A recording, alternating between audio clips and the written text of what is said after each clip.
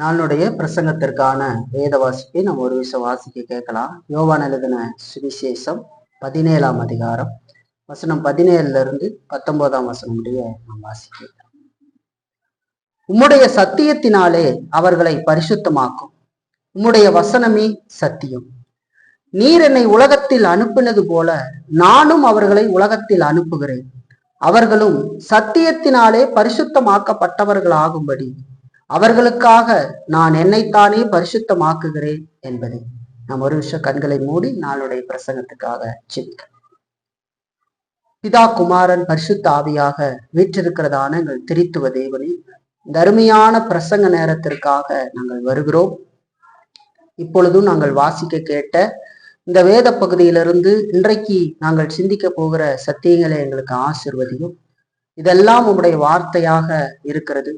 இதில் ஒன்றையும் நாங்கள் இழந்து போகாதபடிக்கு கருத்தோடு இந்த வசனங்களை எல்லாம் நாங்கள் கேட்டு அதை எங்களுடைய இருதயத்துல சிந்தித்து அதற்கு கீழ்ப்படிய எல்லா கிருபைகளையும் தேவன் தந்து நடத்த வேண்டுமாய் நாங்கள் வேண்டுதல் செய்கிறோம். இந்த பிரசங்க நேரத்தையும் உடைய கரத்துல கொடுத்து வருகிறோம். நீரே பொறுப்படும். இந்த ஜெபத்தை இயேசு கிறிஸ்துவின் மூலமாக கேட்டு ஜெபிக்கிறோம் எங்கள் நல்ல பிதாவே. யோவான் எழுதின சுவிசேஷத்துல நாம் இந்த 17ஆம் அதிகாரத்தை தொடங்கி சில வாரங்களாக நாம் இதிலிருந்து சத்தியங்களை கேட்டுக்கொண்டு வருகிறோம். இந்த 17ஆம் அதிகாரம் இயேசு கிறிஸ்து தம்முடையவர்களுக்காக செய்த ஒரு நீண்ட ஜெபத்தை நமக்கு காட்டுகிறதாக இருக்கிறது. இந்த ஜெபம் இயேசு கிறிஸ்து 13ஆம் அதிகாரத்திலிருந்து 16ஆம் அதிகாரம் வரைக்கும் தம்முடையவர்களோடு பல காரியங்களை பேசி தான் இந்த உலகத்துக்கு வந்ததும் திருப்ப அவர் பரலோகத்துக்கு போகிற காரியத்தையும் வந்த பணியெல்லாம் முடித்துட்டு போகிற காரியத்தை எல்லாம் பேசி அவர்கள் அது நிமித்தமாக சோர்வும் துக்கமும் அடைகிற பொழுது அவர்களுக்கு ஆறுதலான வார்த்தைகளை கொடுத்து தொடர்ந்து அவர்கள் இந்த உலகத்துல ஆற்ற வேண்டிய பணிகளை குறித்து பேசி பின்பதாக இப்பொழுது அவர்களுக்காக வேண்டுதல் செய்கிற ஒரு விண்ணப்பத்தை ஜெபத்தை நாம் இந்த பகுதியில பார்க்கிறோம். ஒரு நீண்ட பகுதியாக 26 வசனங்களை கொண்ட பகுதியாக இந்த வேத பகுதி, இந்த அதிகாரம் இருக்கிறதை நாம் பார்க்கிறோம். இயேசு கிறிஸ்து ஜெபம் செய்த பகுதிகள் மற்ற இடங்கள்ல சொன்னாலும் இந்த அளவுக்கு நீண்டதாக வேற எந்த பகுதியிலேயும் சொல்லாதது இந்த பகுதியை ஒரு சிறப்பானதாக நமக்கு காட்டுகிறது இல்லைங்களா? மற்ற சுவிசேஷங்கள்ல இந்த அளவுக்கு எழுதப்படலை. அப்போ இது ரொம்ப முக்கியமாக நாம் கவனிக்க வேண்டிய ஒரு பகுதியாக இருக்கிறது என்பதை நாம் மறந்துவிடக்கூடாது. அப்ப இந்த ஜெபத்தை நம்ம ரெண்டா பிரிச்சு பார்த்தோம் அப்படின்னு சொன்னா, இயேசு கிறிஸ்து முதல் 5 வசனத்துல தமக்காக ஜெபிக்கிறார். அதாவது தம்முடைய மகிமைப்படுத்தலுக்காக ஜெபிக்கிறார். பிதா அவரை உயர்த்த வேண்டும், அவர் வந்த நோக்கம் முடிந்து அவர் பரலோகத்துக்கு போக வேண்டும், அப்பொழுது பிதாவும் நாமும் மகிமைப்படும் இல்லைங்களா? இப்ப அந்த மகிமைப்படுத்தலுக்காக முதலாவது 5 வசனங்கள்ல ஜெபித்து 6ஆம் வசனத்திலிருந்து 26ஆம் வசனம் முடிய நம்ம பார்த்தோம் அப்படின்னு சொன்னா, அவர் தமக்கு சொந்தமானவர்களுக்காக ஜெபிக்கிறார். அன்றைக்கு அங்க இருக்கிற 11 பேர் மட்டுமல்ல, அவர்களுக்கு அங்க நேரடியாக பார்த்தாலும் கூட உலகத்துல இருக்கிற ஒவ்வொரு தெரிந்து கொள்ளப்பட்டவர்களுக்காகவும் இந்த ஜெபம் இருக்கிறது அப்படிங்கிறதையும் நம்ம மறக்கக்கூடாது. அந்த சத்தியங்கள் எல்லாம் இதுல இருக்கு. அப்ப அதை ரெண்டா நம்ம பிரிச்சு பார்க்கணும். அப்ப இந்த 6ல இருந்து 26ஆம் வசனம் முடிய இருக்கிற அந்த ஜெபத்தை நாம் பார்த்தோம் என்று சொன்னால், அதை நாம் பிரித்து அறிகிறதற்கு பார்த்தோம்னு சொன்னா 6ல இருந்து 10 வரைக்கும் அவர் தம்முடையவர்களுக்காக செய்கிற விண்ணப்பத்தினுடைய ஒரு அறிமுகமாக பொதுவான விண்ணப்பங்களை வைக்கிறார். அதாவது யாருக்காக அவர் ஜெபிக்கிறார் அப்படிங்கிறத சொல்றார். பிதாவால் உலகத்தோற்றத்துக்கு முன் தெரிந்து கொண்டு அவருடைய கரத்துல கொடுத்தவர்களுக்காக அவர் ஜெபிக்கிறதாக இங்க சொல்றார். 6ஆம் வசனத்தில் சொல்றார். 7, 8ல ஏன் அவர்கள் உடைய வசனத்தை கைகொள்கிறார்கள் கைகொண்டிருக்கிறார்களுங்கிறதுக்கான காரியத்தை ஜெபிக்கிறார். ஏன்னா நான் உம்மிடத்திலிருந்து வந்தேன் என்று சொல்லி நான் உம்முடைய வார்த்தையை சொல்லுகிறேன் என்பதை அவர்கள் அறிந்து ஏற்று விசுவாசித்திருக்கிறார் இல்லைங்களா? 9:10 சொல்லும் போது ஏன் அவர்களுக்காக ஜெபிக்கிறேன்னு சொல்றாரு. ஏன்னா அவங்க உம்முடையவர்கள், அவர்கள்ல நான் மகிமைப்பட்டு இருக்கிறேன் என்று சொல்லி சொல்றாரு. இப்படி ஒரு பொதுவான விண்ணப்பத்தை 6 10 வரைக்கும் ஒரு அறிமுக விண்ணப்பமாக வைத்து விட்டு 11 26 முடிக்கு குறிப்பிட்ட சில விண்ணப்பங்களை வைக்கிறார். ஒரு 4 குறிப்பிட்ட விண்ணப்பங்களை வைக்கிறதை நாம் பார்க்கிறோம். அதுல 11 16 வரைக்கும் இருக்கிற வசனத்துல அவர் முதலாவது விண்ணப்பத்தை வைத்ததை நாம் கடந்த வாரத்துல பார்த்தோம். என்னத்திற்காக அவர் அப்படி செபித்தார் அப்படின்னா, பிதாவாகிய தேவன் தம்முடையவர்களை பாதுகாக்க வேண்டும் அப்படிங்கிறதுக்காக செபித்தார். நம்முடைய நாமத்தினாலே நீர் அவர்களை பாதுகாத்துக் கொள்ளும். ஏன்? அவர்கள் இந்த உலகத்தில் இருக்கிறார்கள். இந்த உலகம் பொல்லாதவைகளாக இருக்கிறது. பிசாசினுடைய தொந்தரவுகள் இருக்கிறது. அவர்களுடைய பாவம் தொடர்ந்து இருக்கிறது.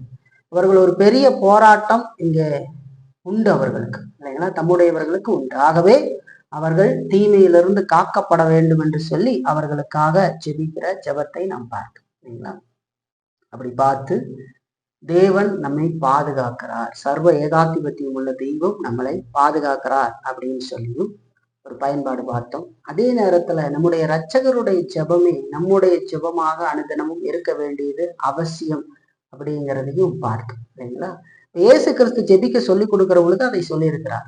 சோதனைக்கு உட்படாதபடிக்கு உங்களை தீமையினின்று காத்து ரட்சித்துக் கொள்ளுங்கள் என்று சொல்லி நாம் ஜெபிக்க வேண்டும் என்று சொல்லி அவர் நமக்கு ஜெபிக்க கற்றுக் கொடுக்கிற பொழுது சொல்லியிருக்கிறார். அப்போ ஒவ்வொரு நாளும் நம்முடைய ஜெபம் அப்படியாக இருக்க வேண்டியது அவசியம். நீங்கள் அப்படி ஜெபிக்கிறீங்களா? ஒரு நாளும் ஜெபிக்கிறீங்களா? கேள்வி கேட்டுப்பாங்க, இல்லைங்களா? அப்படி ஜெபிக்கல அப்படின்னு சொன்னா நாம் தீமைக்கு உட்பட்டு பாவத்துக்கு உட்பட்டு தேவனுக்கு எதிராக போகிறவர்களாக இருப்போம். ஆகவே சத்தியத்தை நாம் கேட்கிறவர்களாக மட்டும் இருக்கிறதுனால எந்த பிரயோஜனமும் வரப்போறது.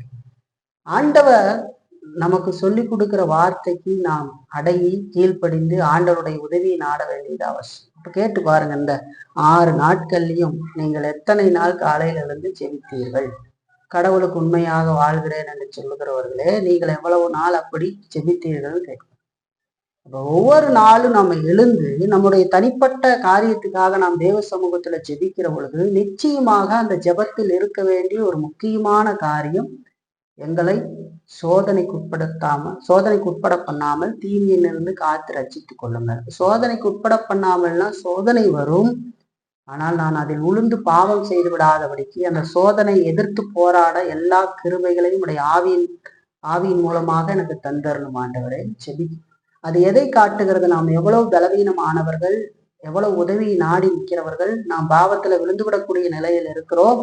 தேவன் நம்மை காப்பாற்றவில்லை என்று சொன்னால் நாம் நிச்சயமாக விழுந்து விடுவோம் என்பதையெல்லாம் உணர்ந்து தேவனுக்கு முன்பாக நாம் நம்முடைய நிலையை அறிக்கையிட்டு அவருடைய உதவியை நாடுகிறதாக இருக்கிறது, இல்லைங்களா? அப்ப இது நம்முடைய ஜெபமா இருக்கு. நேசிகர் ஜெபிக்கிறார் பாரு, அவர் எவ்வளவு கருத்தாக தம்முடையவர்களுக்காக ஜெபிக்கிறார்னு பாரு, இல்லைங்களா?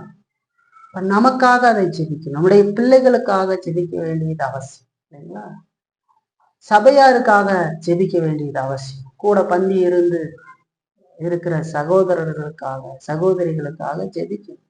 அவர்களும் அதே விதமான நிலைமையில் இருக்காங்க. முதல்ல நமக்காக நாம் ஜெபிக்கல அப்படின்னு சொன்னா, அதை உணரல அப்படின்னு சொன்னா நாம மற்றவங்களுக்காக ஜெபிக்க போறது, இல்லைங்களா? அப்படி ஜெபிக்க வேண்டியது அவசியம், இல்லைங்களா? போதர்களுக்காக ஜெபிக்க வேண்டியது அவசியம், இல்லைங்களா? சோதனைக்கு உட்படாதபடிக்கு, இல்லைங்களா? அப்ப இதெல்லாம் ரொம்ப முக்கியம். ஆண்டவர் முதல் விண்ணப்பமாக ஆண்டவரிடத்துல பிதாவினிடத்துல அவர் ஜெபிக்கிறார், அவர்களை காத்து கொள்ளும், நம்முடைய நாமத்தினாலே காத்து கொள்ளும் சொல்றார். அவர்களை தீமையிலிருந்து காத்து கொள்ளும் சொல்றார். அது முதலாவது விண்ணப்பமாக இருக்கிறது. இப்ப நம்ம வாசிக்க கேட்ட இந்த வேத பகுதியில இயேசு கிறிஸ்து பிதாவிடத்துல 2வது விண்ணப்பத்தை வைக்கிறார். ரொம்ப குறிப்பான விண்ணப்பமாக 2வது விண்ணப்பத்தை வைக்கிறார். இப்போ முதல் விண்ணப்பம் பாதுகாப்பு, இந்த 2வது விண்ணப்பம் பரிசுத்தமாகுதல் என்று சொல்லி பார்க்கிறோம். 2வதாக ஆண்டவர் தம்முடையவர்களுக்காக வைக்கிற விண்ணப்பம் என்னன்னு சொன்னா, அவர்கள் பரிசுத்தமாக்கப்பட வேண்டும், இல்லைங்களா? பரிசுத்தமாகுதலை குறித்த விண்ணப்பத்தை ஆண்டவர் வைக்கிறார், இல்லைங்களா? இத நான் விளக்கும் போது ரொம்ப கவனமா கேளுங்க, அப்பதான் கொஞ்சம் புரிஞ்சு கொள்ள முடியும், இல்லைங்களா? பரிசுத்தமாகுதல் என்று சொல்லுகிற பொழுது அது ரட்சிப்புல ஒரு முக்கியமான கிருபையாக இருக்கிறது, இல்லைங்களா? இந்த பரிசுத்தமாகுதலை நாம் 3ஆக பிரித்து பார்க்க முடியும். 3 விதமான வித்தியாசமான பரிசுத்தமாகுதல் என்று நாம் நினைக்க கூடாது. ஒரு பரிசுத்தமாகுதல்ல தொடர்ந்து போகிற காரியங்களைத்தான் நாம் பார்க்கிறோம். அதை மூன்றாக நாம் பிரித்து பார்க்க முடியும். ஒன்று ஆரம்ப பரிசுத்தமாகுதல் என்று சொல்லி பார்க்கிறோம். அதோடு கூட தொடருகிற பரிசுத்தமாகுதலை குறித்து பார்க்கிறோம். அடுத்தது இறுதி பரிசுத்தமாகுதலை குறித்து பார்க்கிறோம். ஆரம்ப பரிசுத்தமாகுதல், தொடருகிற பரிசுத்தமாகுதல், இறுதி பரிசுத்தமாகுதல். ஆங்கிலத்துல சொன்னா பொசிஷனல் சான்டிபிகேஷன், ப்ரோக்ரஸிவ் சான்டிபிகேஷன், ஃபைனல் சான்டிபிகேஷன் என்று சொல்லி அதை பார்க்கிறோம். சரிங்களா? இந்த பரிசுத்தமாகுதலை பற்றின சரியான அறிவு நமக்கு இருந்தால் தவிர நம்முடைய வாழ்க்கையில நாம் மிகுந்த கவனத்தோடு இந்த பரிசுத்தமாகுதல்ல முன்னேற முடியாது. ஆகவே இந்த பரிசுத்தலை பற்றி நமக்கு தெளிந்த புத்தி அவசியம், அறிவு அவசியம். அப்ப ஆண்டவர் இங்க ஜெபிக்கிறார். உம்முடைய சத்தியத்தினாலே அவர்களை பரிசுத்தமாக்கும், உடைய வசனமே சத்தியம்னு சொல்லி சொல்றார். இப்ப பரிசுத்தமாகுதலை குறித்து கொஞ்சம் சுருக்கமாக பார்க்கலாம். பரிசுத்தமாகுதல் அப்படிங்கிறது கிருபையின் ஆசீர்வாதங்கள்ல ஒன்று. நாம் ரட்சிக்கப்படுகிற பொழுது நமக்கு உண்டாகிற அந்த ஆசீர்வாதங்கள்ல நாம் பார்க்கிறோம், அழைப்பு, மறுபிறப்பு, இதெல்லாம் பார்க்கிறோம் இல்லைங்களா? அதுல அந்த மாதிரி நீதிமானாகுதல், அதுல ஒரு முக்கியமான கிருபையின் ஆசீர்வாதங்கள்ல ஒன்று பரிசுத்தமாகுதல் என்று சொல்லி பார்க்கிறோம். அப்ப எந்த மனிதன் தேவனால் திட்ப உறுதியாக அழைக்கப்படுகிறானோ இல்லைங்களா, அப்படி அழைக்கப்படுகிற அந்த மனிதன் அழைக்கப்படுகிறவர்கள் பரிசுத்த ஆவியினாலே மறுபிறப்பை அடைந்து பாவத்தின் ஆளுகையிலிருந்து விடுபட்டு அந்த நமக்குள்ள இருக்கிற பாவத்தை வெற்றி கொள்ளுகிற ஒரு வாழ்க்கையை அவர்கள் பெற்றுக்கொள்கிறார்கள் என்று சொல்லி பார்க்கணும். மனிதன் பாவியாக இருக்கிற பொழுது பாவத்தின் ஆளுகைக்குள்ள இருந்து தேவனை தேட முடியாதவனாக, முழுவதும் பாவத்துக்கு அடிமையாக, கடவுளுக்கு எதிரானவனாக பாவத்துல வாழ்றான்.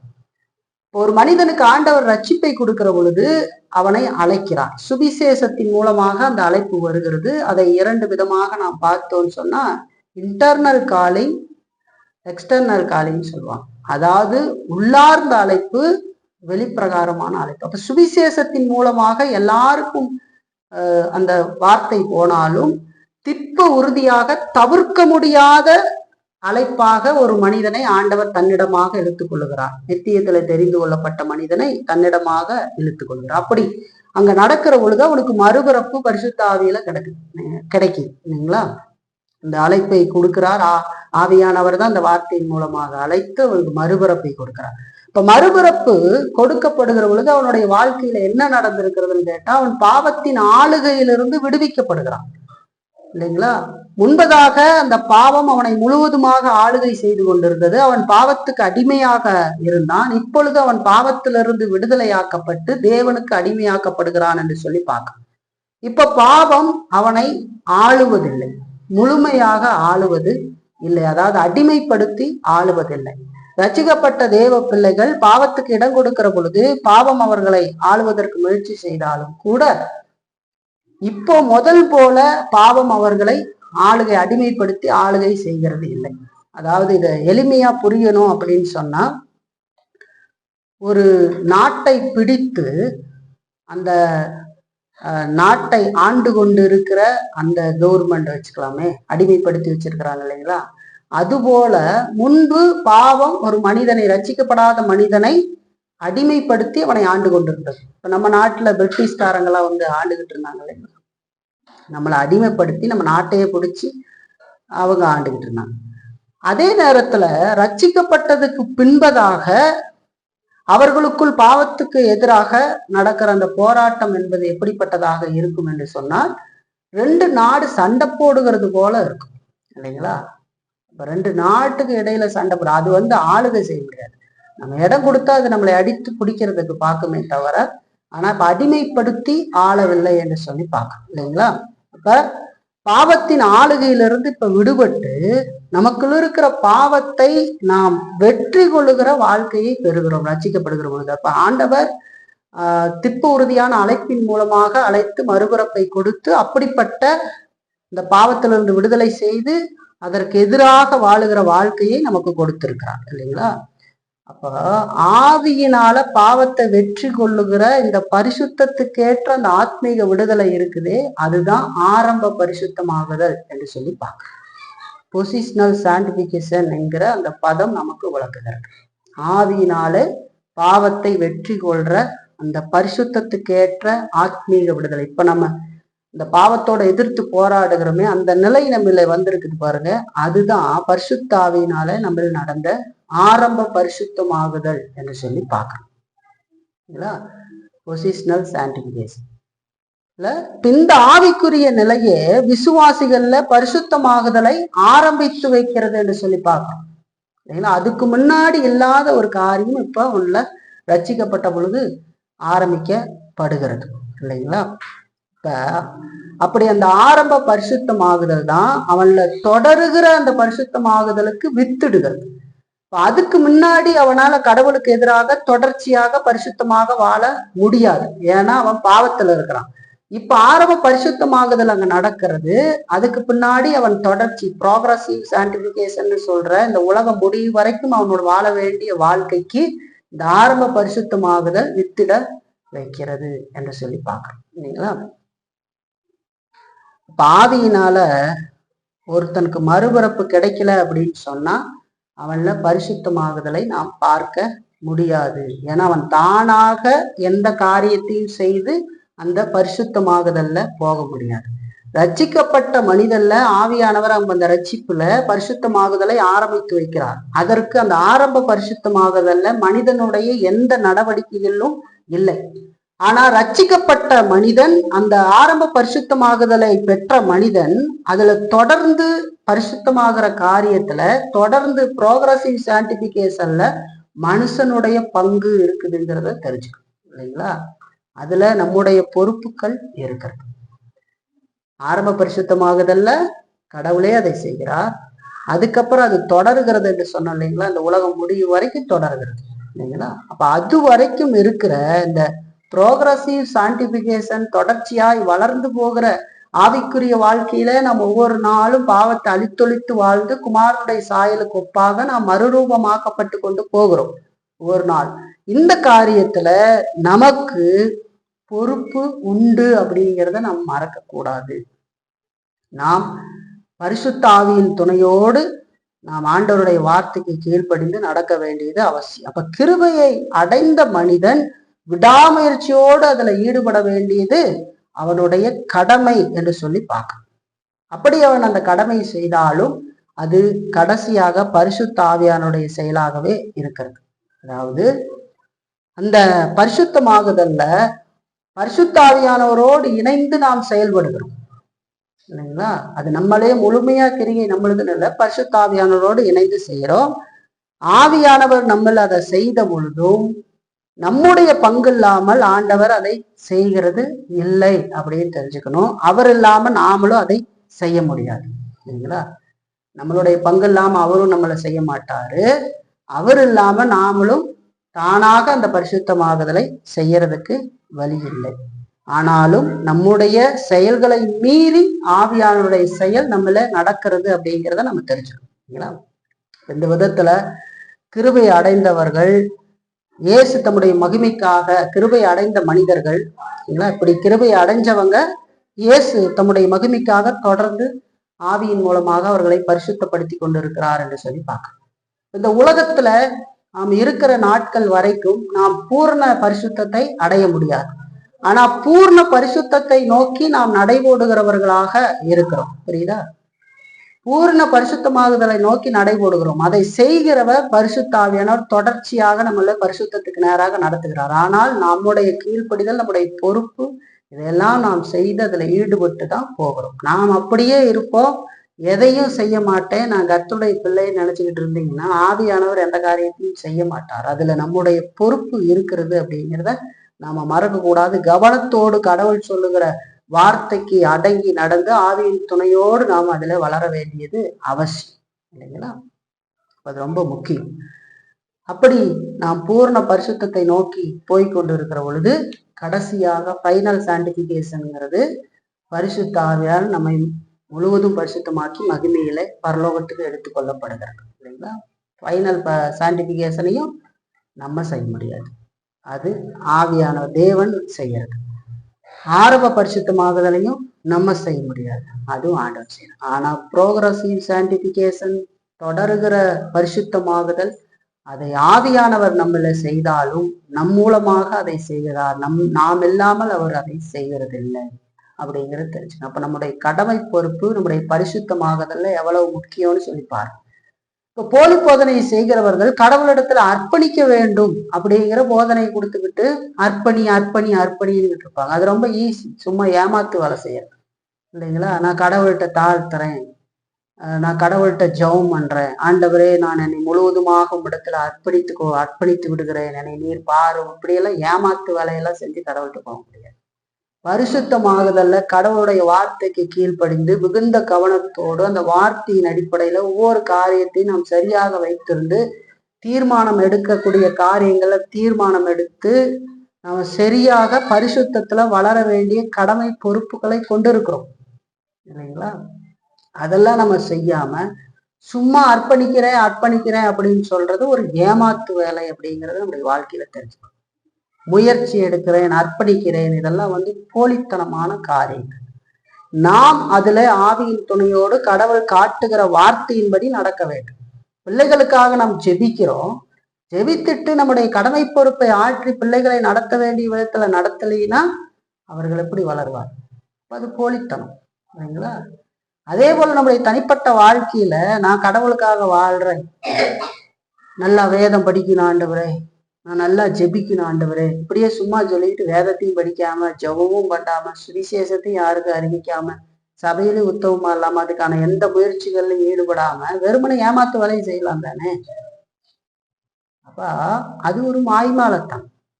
ஜெபிக்க வேண்டியது அவசியம், அதெல்லாம் செய்யணும் இந்த பக்கம். ஆனா இந்த பக்கம் கடவுளுடைய வார்த்தை கீழ்ப்படிந்து நாம் செயல்களாக ஆவியின் துணையோடு செய்ய வேண்டியது அவசியம். இப்ப புரியுதா?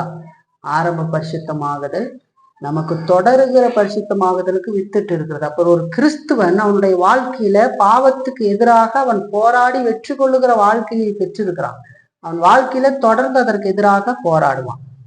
ஆண்டவர் சொல்றாரு, உம்முடைய சத்தியத்தினாலே அவர்களை பரிசுத்தமாக்கும்.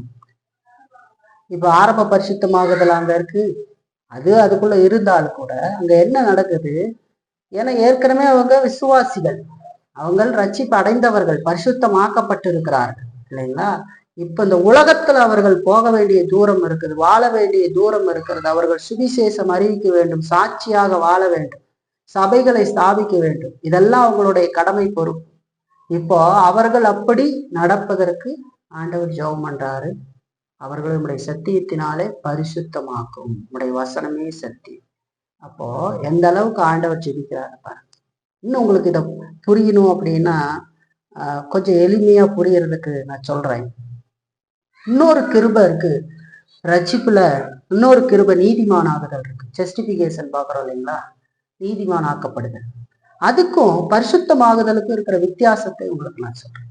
நீதிமானாக்குதல் அப்படிங்கிறது ஒரு மனுஷனை நீதிமான் என்று சொல்லி ஒரு அறிக்கை இடுகிறது இல்லைங்களா? ஒரு கோர்ட்டுல நம்ம ஏற்கனவே பார்த்தோம், சட்ட ரீதியில ஒரு மனிதனை பார்த்து இவன் உண்மையானவன் அப்படின்னு சொல்லி அவனை நீதிமானாக அறிக்கையிடுகிறது. சட்டப்படி அறிக்கையிடுகிற காரியத்தை நீதிமானாகுதல் என்று சொல்லி பார்க்கணும். நல்லா கவனிச்சுக்கணும். அப்போ நாம கிறிஸ்து தம்முடைய மக்களுக்காக செய்திருக்கிற கிரிகையின் அடிப்படையில், அவர் செய்த செயலின் அடிப்படையில அந்த நீதி நம்ம மேல் வைத்து நம்மை ஆண்டவர் நீதிமானாக அறிக்கையிடுறார் இல்லைங்களா?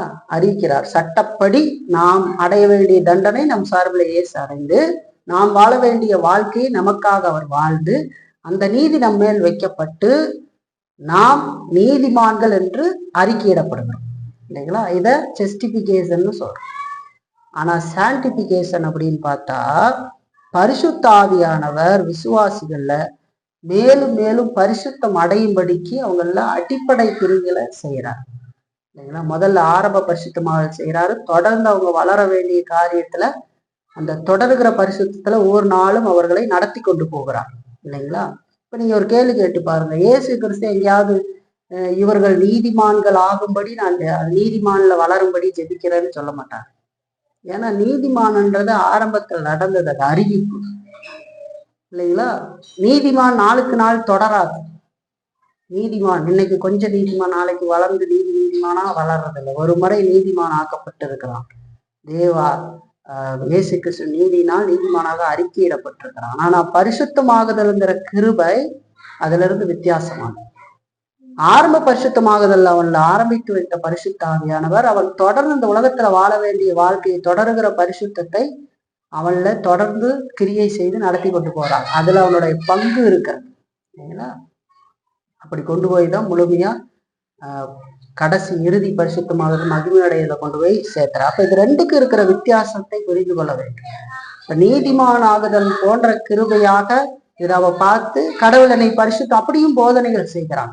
பரிசுத்தமாக்கி விட்டார், அதனால நான் நீ ஒருபோதும் நான் கடவுளுக்கு இல்லாம வாழ்ந்தா கூட கடவுளை நீ பரலோகத்துக்கு கொண்டு போயிடுவா. நான் வேதத்துக்கு கீழ்படியாம இருந்தா கூட கடவுள் என்னைத்தான் மாத்திட்டாரு. அவருடைய இரக்கத்தின்படி கிருபையின்படி நம்மளை ரட்சித்திருக்கிறார்.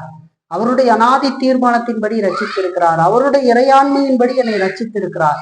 ஆகவே என்னில் அநேக குறைகள் இருக்கிறது, நான் திருடனாக ஏமாத்துவாதியாக இப்படியே இருந்துகிட்டு போயிடலாம் அப்படிங்கிற மாதிரி நினைக்கிறார். இல்லை, வேத தெளிவா சொல்லுது, உங்களை அழைத்தது அசுத்தத்திற்கல்ல பரிசுத்தத்திற்கேன்னு சொல்றாங்க. கர்த்தராகி நான் பரிசுத்தராய் இருக்கிறது போல நீங்களும் பரிசுத்தராய் இருங்கள் என்று சொல்லி ஆண்டவர் சொல்றார். அப்ப நம்மளை அழைச்ச அந்த அழைப்பு சரியானதாக இருக்கும் என்று சொன்னால், நம்முடைய ரட்சிப்பு சரியானதாக இருக்கும் என்று சொன்னால், நம்மளே பரிசுத்தாவியானவர் ஆரம்ப பரிசுத்தமாகுதலை சரியாக செய்திருப்பார் என்று சொன்னா அவளை தொடருகிற பரிசுத்தம் இருக்கும். தொடர்கிற பரிசுத்தம் அவன்ல காணப்படலை என்று சொன்னால் அங்க ஆரம்பத்துல பார்க்க வேண்டியது அவன் ரட்சிக்கப்பட்டானாம் அந்த மனிதன். இப்படித்தான் நம்ம பார்க்கணும். வாழ்க்கையில அது நடந்துதான் முதல்ல. ஏன்னா பாவத்தை எதிர்த்து போராடுகிற அந்த காரியம், அந்த விதமான வாழ்க்கையே என்னில கொடுத்திருக்கிறது பரிசுத்த ஆவியா. அப்படி அங்க ஒண்ணு நடக்கல அப்படின்னு சொன்னா, அப்ப இங்க எதுவும் நடக்கல அப்படின்னு சொன்னா அங்க ஆரம்பத்துல தான் பார்க்கணும். சரிங்களா. ரொம்ப கவனத்தோடு பார்க்க வேண்டிய சரி. ரெண்டாவதா இயேசு கிறிஸ்து பரிசுத்தமாக தம்முடையவருடைய பரிசுத்தமாகுதலுக்காக ஜெபிக்கிறார். உம்முடைய சத்தியத்தினாலே அவர்களை பரிசுத்தமாக்கும்.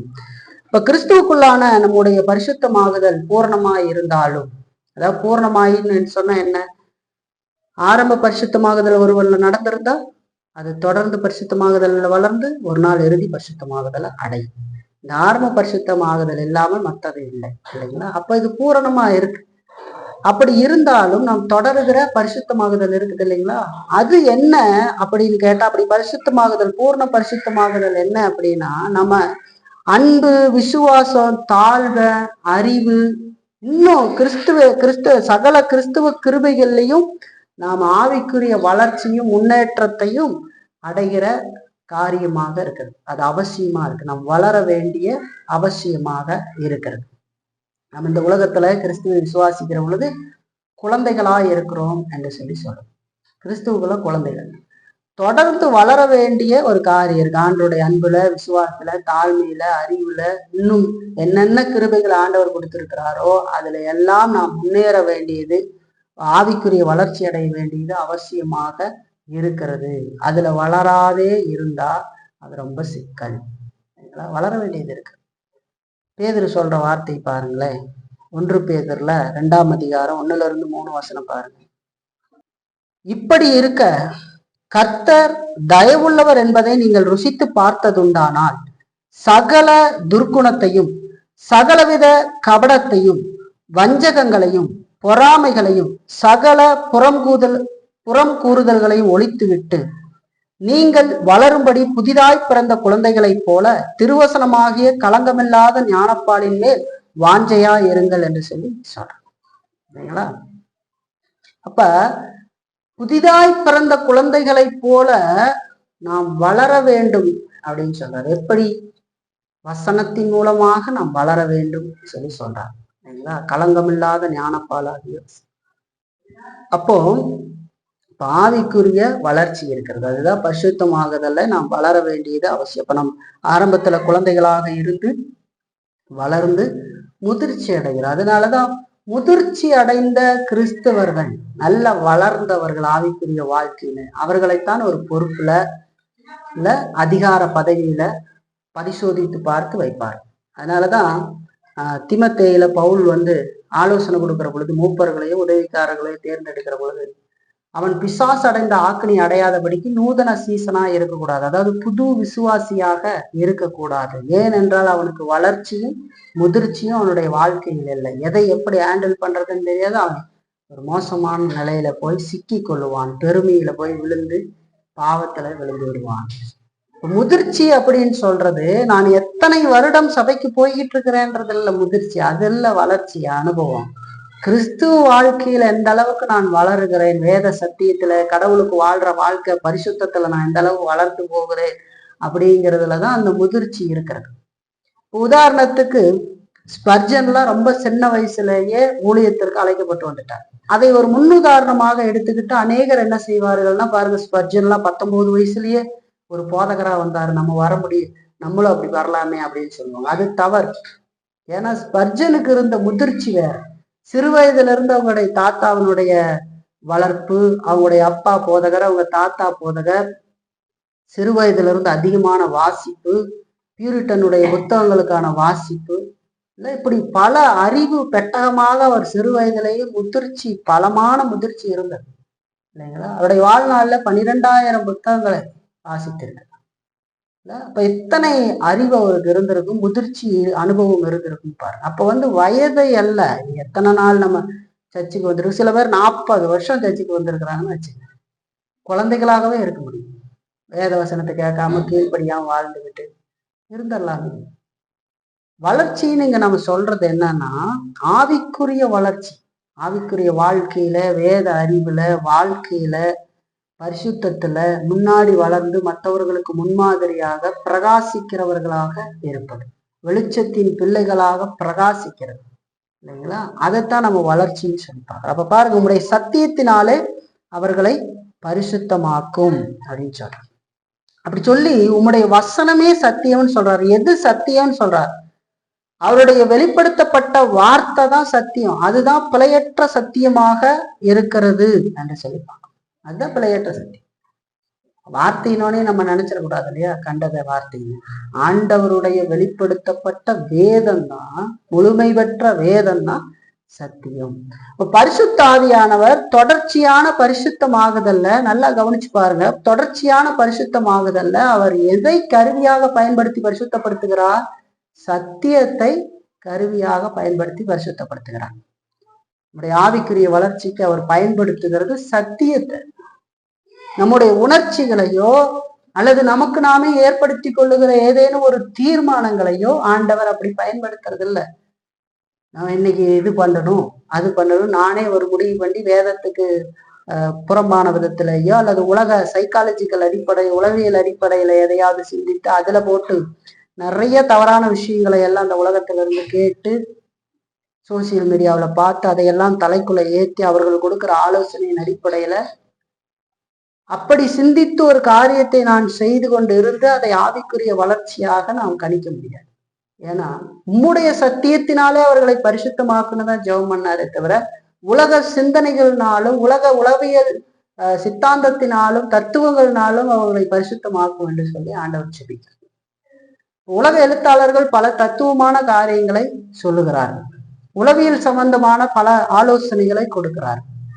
அதன் அடிப்படையில இவர்களை பரிசுத்தமாக்குங்கள் என்று சொல்லி இயேசு கிறிஸ்து கேட்கல, ஜெபிக்கல. அப்படி உம்முடைய சத்தியத்தினாலே அவர்களை பரிசுத்தமாக்க. அப்ப என்னன்னா, நம்முடைய ஆவிக்குரிய வளர்ச்சி அப்படிங்கிறது நம்முடைய உணர்ச்சிகள் மேலேயோ அல்லது நம்முடைய தீர்மானங்கள் மேலேயோ சார்ந்திருக்காம ஆண்டவருடைய வார்த்தையின் மேல வளர்ந்து பெருகுகிற அன்பின் மேல சார்ந்ததாக இருக்க வேண்டியது அவசியம். 119ஆம் சங்கீதத்தை நீங்கள் வீட்டுல எடுத்து வாசிங்கன்னா 150 வசனங்கள் இருக்கிறது. அதுல எல்லாம் பாருங்க, அந்த வேதத்தினுடைய மேன்மை எந்த அளவுக்கு ரசித்து அதை உணர்ந்து இந்த சங்கீதத்தை எழுதி இருக்கிறாங்கன்னு பார்க்க முடியும். சரிங்களா? உம்முடைய வசனத்தினாலே என்னை சுத்தாங்கப்படுத்து. வாலிபன் தன் வழியை எதினால் சுத்தப்படுத்துவான்? உம்முடைய வார்த்தைக்கு கீழ்ப்படுகிறதினால் அல்லவா அப்படின்னு சொல்லி. நான் உபத்திரவப்படுவதற்கு முன்பு வழிதப்பி தெரியலை, ஆனா இப்பொழுதோ உடைய வார்த்தையை காத்து நடக்கிறேன்னு சொல்ல. பொன்னிலும் பசும்பொன்னிலும் அது மிகுந்ததாக இருக்குது அப்படின்னு சொல்றார். இப்ப எந்த அளவுக்கு வார்த்தைகளை அவரை பார்த்து அதோடு வார்த்தையை ஒப்பிட்டு பார்த்து, இந்த பூமியிலே நான் பரதேசி, உடைய கற்பனைகளை எனக்கு மறையாதேன்னு சொல்லி ஜெபம் பண்றேன் இல்லைங்களா? அந்த பாடல்ல நம்ம பார்க்கணும். சங்கீதத்தில் எந்த அளவுக்கு வேதத்தை பார்த்துருக்கிறாங்கன்னு பாருங்க இல்லைங்களா? உம்முடைய வேதம் என் கண்களை தெளிவிக்கிறது அப்படின்னு சொல்ற. எனக்கு எப்படி இந்த உலகத்தையும் என்னையும் குறித்து பார்வை அந்த வேதம் தான் அப்படி பண்ணும் இல்லைங்களா? வேதத்துக்கு வெளியே உணர்வு சும்மா ஏமாத்துறது நான் கடவுளுக்காக வராது. அப்போ எந்த அளவுக்கு வேதத்தை கவனத்தோடு இருந்து பிரசங்கத்தை கேட்கறது, வேதத்தை வாசிக்கிறது, வேதத்தின் அடிப்படையில் எழுதப்பட்ட நல்ல புத்தகங்கள், உங்க கையில கிடைக்கப்பட்ட புத்தகங்கள், கிடைக்கப்பட்டதுன்னு நம்ம சபையின் மூலமா கொடுத்த புத்தகங்களை எவ்வளவு கருத்தோட வாசித்து அந்த சத்தியங்கள் மூலமா தன்னுடைய வாழ்க்கையை பரிசோதித்து பார்த்தனுடைய குறைபாடுகளை தேவனத்துல அறிக்கை செய்து ஆண்டவருடைய உதவி நாடி ஒவ்வொரு நாளும் கருத்தோடு முன்னேற வேண்டும் என்று சொல்லிப்பாரு. வார்த்தை இல்லாம, வார்த்தை எனக்கு தெரியல, எனக்கு வார்த்தையே தெரியல, எனக்கு புரியல அப்படின்னு சொன்னா அப்ப எப்படி நம்ம கிறிஸ்துக்குள்ள வாழ முடியுமா? வாழ முடியாது. ஆண்டவர் இரண்டாவதாக தம்முடையவர்களுக்காக செய்கிற குறிப்பிட்ட விண்ணப்பம், உம்முடைய சத்தியத்தினாலே அவர்களை பரிசுத்தமாக்கும், உம்முடைய வசனமே சத்தியம் சொல்றேன். 18வது வசனத்துல சொல்றாரு, நீர் என்னை உலகத்தில் அனுப்பினது போல நானும் அவர்களை உலகத்தில் அனுப்புகிறேன் என்று சொல்லி சொல்றார். தன்னுடைய ஜனங்களுக்கான மீட்பின் பணியை முழுமையாய் நிறைவேற்றுகிறதற்கு, சுவிசேஷத்தை அறிவித்து நிறைவேற்றுவதற்கு நம்முடைய மீட்பராகி இயேசு கிறிஸ்து பிதாவினால் இந்த உலகத்திற்கு அனுப்பப்பட்டார் என்று சொல்லி பார்க்கிறோம். ஒன்று, மீட்பின் பணியை நிறைவேற்றணும், என்னோட சுவிசேஷத்தை அறிவிக்க வேண்டும், அதை அறிவித்து நிறைவேற்ற வேண்டும். இதற்காக இயேசு கிறிஸ்து இந்த உலகத்துக்கு அனுப்பப்படுகிறார், பிதாவினால் அனுப்பப்படுகிறார். பாருங்களேன், ஏசாயா தீர்க்கதரிசன புத்தகம் 64ஆம் அதிகாரத்தை எடுத்துக்கலாம். 61ஆம் அதிகாரத்தை எடுத்துக்கலாம். ஏசாயா 61ஆம் அதிகாரம் 1-4 வசனத்தை வாசிக்கும். கர்த்தராகிய தேவனுடைய ஆவியானவர் என் மேல் இருக்கிறார், சிறுமைப்பட்டவர்களுக்கு சுவிசேஷத்தை அறிவிக்க கர்த்தர் என்னை அபிஷேகம் பண்ணினார், இருதயம் நொறுங்குண்டவர்களுக்கு காயம் கட்டுதலையும், சிறுமைப்பட்டவர்களுக்கு விடுதலையையும், கட்டுண்டவர்களுக்கு கட்டவிழ்த்தலையும் கூறவும், கர்த்தருடைய அனுக்கிரக வருஷத்தையும் நம்முடைய தேவன் நீதியை சரிகட்டும் நாளையும் கூறவும், துயரப்பட்ட அனைவருக்கும் ஆறுதல் செய்யவும், சியோனிலே துயரப்பட்டவர்களை சீர்படுத்தவும், அவர்களுக்கு சாம்பலுக்கு பதிலாக சிங்காரத்தையும், துயரத்துக்கு பதிலாக ஆனந்த தைலத்தையும், ஒடுங்கின ஆவிக்கு பதிலாக துதியின் உடையையும் கொடுக்கவும் அவர் என்னை அனுப்பினார். அவர்கள் கர்த்தர் தம்முடைய மகிமைக்கென்று நாட்டின நீதியின் விருட்சங்கள் எண்ணப்படுவார்கள். அவர்கள் நெடுங்காலம் பாழாய் கிடந்தவைகளை கட்டி, பூர்வத்தில் நிர்மூலமானவைகளை எடுப்பித்து, தலைமுறையாய் இடிந்து கிடந்த பாழான பட்டணங்களை புதிதாய் கட்டுவார்கள் என்று சொல்லி சொல்லப்படுறதை பார்க்க. அப்ப இந்த பகுதியில பார்த்தா சிறுமைப்பட்டவர்களுக்கு சுவிசேஷத்தை அறிவிப்பார், அவர்கள் கட்டுகளை அறுப்பார். அதெல்லாம் எதை காட்டுதுன்னா, தன்னுடைய ஜனங்களுக்கான மீட்பின் பணியை கிறிஸ்து முழுமையாக நிறைவேற்றுவதற்கும் சுவிசேஷத்தை அறிவித்து நிறைவேற்றுவதற்காக இயேசுவை பிதா இந்த உலகத்திற்கு அனுப்பினார் என்று சொல்லி பார்க்கிறோம். அந்த பணி அல்லது அந்த கணம் அதை இயேசு கிறிஸ்து தானாக தனக்கென்று எடுத்துக்கொள்ளல. பிதா அவரை முன்குறித்து இந்த உலகத்துக்கு அனுப்பினார். அதாவது நித்தியத்திலே திரித்துவத்துல அவர்கள் ஏற்றுக்கொண்ட அந்த உடன்படிக்கையின் அடிப்படையில அவர் பிதா குமாரனை இந்த உலகத்துக்கு அனுப்புகிறார். அவர் தனக்குத்தானே அதை எடுத்துக்கொள்ளவில்லை என்று சொல்லி பார்க்கிறேன். ஏன்னா வேதம் அதை சொல்லுது பாருங்க. எபிரேயர்ல 5ஆம் அதிகாரத்தை எடுத்துருங்க. எபிரேயர் 5ஆம் அதிகாரத்துல 4-6 வசனம் வரைக்கும் வாசிக்கிற பாருங்க. மேலும் ஆரோனை போல தேவனால் அழைக்கப்பட்டாலே ஒழிய ஒருவனும் இந்த கனமான ஊழியத்துக்கு தானாய் ஏற்படுகிறது இல்லை. அந்தபடியே கிறிஸ்துவும் பிரதான ஆசாரியராய் இருக்கிறதற்கு தம்மைத்தாமே உயர்த்தவில்லை. நீர் என்னுடைய குமாரன், இன்று நான் உம்மை ஜெனிப்பித்தேன் என்று அவரோட சொன்னவரே அவரை உயர்த்தினார். அப்படியே வேறொரு இடத்திலும் நீர் மெல்கிசேதேக்கின் முறைமையின்படி என்றென்றைக்கும் ஆசாரியராய் இருக்கிறீர் என்று சொல்லி இருக்கிறார் என்று சொல்லி பார்க்கிறோம். அப்ப பாருங்க, இயேசு கிறிஸ்து இந்த உலகத்துக்கு வந்தது தனக்குத்தானே அதை செய்து கொள்ளவில்லை. அவரை பிதா முன்குறித்த அந்த அனாதி தீர்மானத்துல, திரித்துவத்துல அவர் இந்த உலகத்திற்கு வந்தார் என்று சொல்லி பார்க்கிறோம். இயேசு சொல்றார், நீர் என்னை உலகத்தில் அனுப்பினது போல என்று சொல்லி சொல்றார். நானும் இவர்களை உலகத்தில் அனுப்புகிறேன்னு சொல்றார். அப்ப இயேசு கிறிஸ்து எப்படி பிதாவால் இந்த உலகத்திற்கு மீட்பின் பணியை நிறைவேற்றி சுவிசேஷத்தை அறிவித்து நிறைவேற்றுவதற்கு பிதாவினால் அனுப்பப்பட்டாரோ, அது போலவே அப்போஸ்தலர்களும் இயேசு கிறிஸ்துடைய ஸ்தானாதிபதிகளாக கிறிஸ்துவினால் நியமிக்கப்பட்டு முன்குறிக்கப்பட்டு இந்த பணிக்காக அனுப்பப்பட்டார்கள் என்று சொல்லி பார்க்கிறோம். சுவிசேஷத்தை உலகத்துக்கு அறிவித்து ஆண்டவர் சொன்ன விதத்திலே சபையை ஒரு நிறுவனமாக ஸ்தாபித்து மூப்பர்கள் உதவிக்காரர்களை ஏற்படுத்தி அந்த சபை கட்டுக்கோப்பாக போக வேதத்தை முழுமையாக எழுத்திலே முடிப்பதற்கு இதெல்லாம் ஆண்டவர் அவர்களை அவர்களை ஏற்படுத்தினார் என்று சொல்லி பார்க்கணுங்களா. அந்த பணிக்கு எப்படி பிதா குமாரனை தெரிந்தெடுத்து மீட்பின் பணியை நிறைவேற்றுவதற்கும் சுவிசேஷத்தை அறிவிப்பதற்கும் இதை நிறைவேற்றுவதற்கும் அனுப்பினாரோ, அதுபோலன்னா அதுவே இல்லை, அதுபோல அப்போஸ்தலர்களும் கூட கிறிஸ்துவனுடைய ஸ்தானாதிபதிகளாக இருந்து கிறிஸ்துவினால் நியமிக்கப்பட்டு முன்குறிக்கப்பட்டு அனுப்பப்பட்டார்கள் என்று சொல்லி பார்க்கிறோம். ஆண்டவருடைய பணியை செய்வதற்கு வேதம் அதை நமக்கு தெளிவா சொல்றது. இந்த யோவான்லயே பாருங்களேன், 20ஆம் அதிகாரத்துல 21 23 வசனம் வரைக்கும் பாருங்க. யோவான் 20 21 வசனம் வரைக்கும் நம்ம பார்த்தோம்னு சொன்னா, இயேசு மறுபடியும் அவர்களை நோக்கி, உங்களுக்கு சமாதானம் உண்டாவதாக. பிதா என்னை அனுப்பினது போல நானும் உங்களை அனுப்புகிறேன் என்று சொல்லி அவர்கள் மேல் ஊதி பரிசுத்தாவியை பெற்றுக்கொள்ளுங்கள். எவர்களுடைய பாவங்களை மன்னிக்கிறீர்களோ அவைகள் அவர்களுக்கு மன்னிக்கப்படும், எவர்களுடைய பாவங்களை மன்னியாதிருக்கிறீர்களோ அவைகள் அவர்களுக்கு மன்னிக்கப்படாது இருக்கும் என்றார் என்று சொல்லிப்பாங்க. அவ்வாறு உயிர்த்தெழுந்த இயேசு கிறிஸ்து பிதா என்னை அனுப்பினது போல நானும் உங்களை அனுப்புகிறேன் என்று சொல்லி சொல்றதை பார்க்க மறுபடியும் சொல்றார். பேசின காரியத்தையும் மறுபடியும் உயிர்த்தெழுந்ததுக்கு பின்னாடியும் ஆண்டவர் பேசுறத பார்க்க.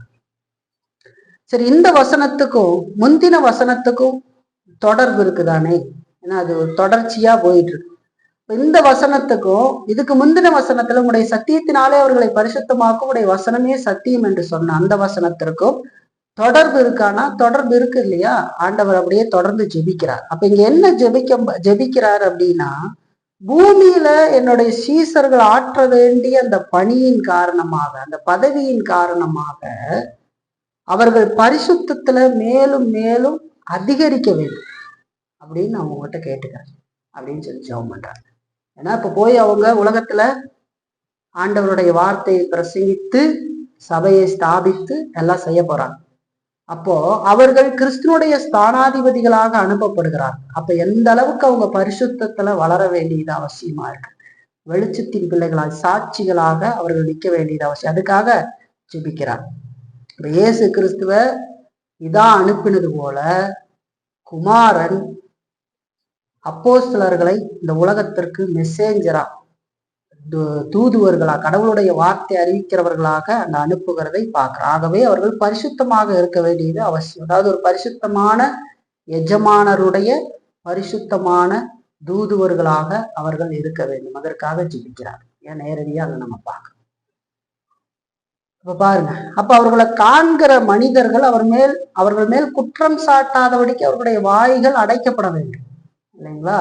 சீசர்களோட பரிசுத்தமான வாழ்க்கை ரொம்ப முக்கியம். விசுவாசிகள் கிறிஸ்துவுக்கு சாட்சிகள் என்று சொல்லி பார்க்க, ஒவ்வொரு விசுவாசியும் கடவுளுக்கு சாட்சிகள். அப்போ வாழ்க்கையில எந்த மாற்றமுமே அடையாமல் ஒருவன் தன்னை ரட்சிக்கப்பட்டவனாக எண்ணி உலக மனிதனுக்கும் தனக்கும் எந்த வித்தியாசமுமே இல்லாமல் வாழ்ந்து இருந்தா அவன் என்ன விதத்துல கடவுளுக்கு சாட்சியாக இருப்பான் என்று சொல்லி கேள்வி கேட்டு, ரெண்டு டிஃப்ரெண்ட் வித்தியாசமே இல்லை இல்லைங்களா? ரெண்டுமே வித்தியாசம் இல்லைன்னா அது எப்படி இருக்கும்? சும்மா இந்த உலகத்திலேயே பாருங்க, ஒரு போன் இருக்கு, உதாரணத்துக்கு சொல்றேன் இல்லைங்களா? ஒரு போன் இருக்கு, அடுத்த மாடல் வருது, அதுல இருந்து இது வித்தியாசமா தெரியல அப்படின்னு சொன்னா உடனே என்ன சொல்லுவாங்க? இது என்ன அதேவே இருக்கு, விலை மட்டும் அதிகமா இருக்குதுன்னு கேட்பாங்க இல்லையா? ஒரு வித்தியாசமே இல்லை அதுல, இல்லைங்களா? ஒரு கேள்வி கேட்பாங்க, இது என்ன ஏமாத்து வேலை, அதே மாதிரிதான் இருக்கு அப்படின்னு சொல்லுவாங்க இல்லையா? ஒரு ஒன்னத்திற்கும் உதவாத இந்த உலகத்து காரியமா இருக்கிற அந்த போனுக்கு ஒன்னத்துக்கு உதவாததுன்னா அது உதவும் சில காரியத்துக்கு. நான் சொல்றது இது உலகத்தோடு இருக்கிற காரியம். அதுலேயே இன்னொரு காரியத்தை வித்தியாசம் காட்ட வேண்டியது அவசியமாக இருக்கிறது. அப்போ ஒரு மனிதன் ரட்சிக்கப்பட்டவன் என்று சொல்லி உலகத்தான் மாதிரியே இருந்தான்னு சொன்னா அவனுடைய ரட்சிப்பு முதல்ல உண்மையான கேள்வி வரும். ரெண்டாவது, அவன் ரட்சிக்கப்பட்டிருந்தும் தன்னுடைய கடமை பொறுப்புகளை எல்லாம் ஒழுங்கா செய்யாம போய் கொண்டு இருக்கிறான் அல்லது அப்படி அந்த நிலைமைக்கு போகும். ஆனா ரொம்ப ஒரு கிரிட்டிக்கலான சூழ்நிலை இல்லைங்களா அதை பார்க்கும்பொழுது. அப்போ ஒரு விசுவாசிகள் கிறிஸ்துவின் சாட்சிகள். நம்ம வாயிலிருந்து வருகிற வார்த்தைக்கு முன்பதாக நம்முடைய வாழ்க்கையை தான் ஜனங்கள் ஒத்து பார்ப்பாங்க. வாயில் வார்த்தைகளை இரண்டாவது கட்டமாகத்தான் பார்ப்பாங்க, இல்லைங்களா? சாட்சி இல்லாத வாழ்க்கையை வாழ்ந்து கொண்டு உலகத்தானை போல வாழ்ந்து கொண்டு உலகத்து அக்கிரமங்களை எல்லாம் பண்ணி கொண்டு அசிங்கமான வேலைகள்லாம் பண்ணி கொண்டு இயேசு நல்லவர், பெரியவர், உயர்ந்தவர், அவர் உங்களை ரட்சிப்பார் அப்படின்னு சொன்னா அந்த இயேசு உன்னை முதல்ல ரட்சிக்கலையான்னு கேட்பாரு. ஏன் அந்த இயேசு உன் வாழ்க்கையை மாத்தலையா? நீ ஏதோ ஒரு இயேசுவை சொல்லிட்டு இருக்கிறிய, உன் வாழ்க்கையில என்னையா மாற்றம் வந்திருக்குது அப்படின்னு கேட்பான். அப்புறம் நீ சொல்ற இயேசு நீயே அந்த மாதிரிதான் இருக்கு, அப்புறம் எதுக்கு அந்த இயேசு எனக்கு அப்படின்னு கேட்பான். அந்தியோக்கியாவுல நடந்து போகிற பொழுது சீசர்களை கிறிஸ்துவர்கள் என்று அழைத்தார். அவர்கள் கிறிஸ்துவின் ஆவியை உடையவர்கள். கிறிஸ்துவனுடைய சாட்சியினுடைய தன்மை என்ன அப்படின்னு கேட்டா கரையில்லாத குற்றமில்லாத இருப்பதுதான் தன்மை. அப்படின்னு நம்ம முழுமையான பரிசுத்தமான்களாக ஆக்கி விடுவோம் இல்லை, ஆனா பரிசுத்தத்துல முன்னேறுகிறவர்களாக இருக்கிறோம். நம்ம நாளுக்கு நாள் வளர்ந்து போகிறவர்களாக நம்முடைய பேச்சு, நம்முடைய நடவடிக்கை, நம்முடைய குடும்ப வாழ்க்கை, நம்முடைய சிந்தனைகள் வித்தியாசம். உலகத்தான் சிந்திக்கிற மாதிரி கிறிஸ்துவன் சிந்திச்சுக்கிட்டு இருக்க மாட்டான். உலகத்தான் உலகத்தின் அடிப்படையிலிருந்து சிந்திப்பான். கிறிஸ்துவன் வேதத்தின் அடிப்படையில சிந்திப்பான். வேதத்தின் அடிப்படையில உலகத்தை பார்ப்பான்.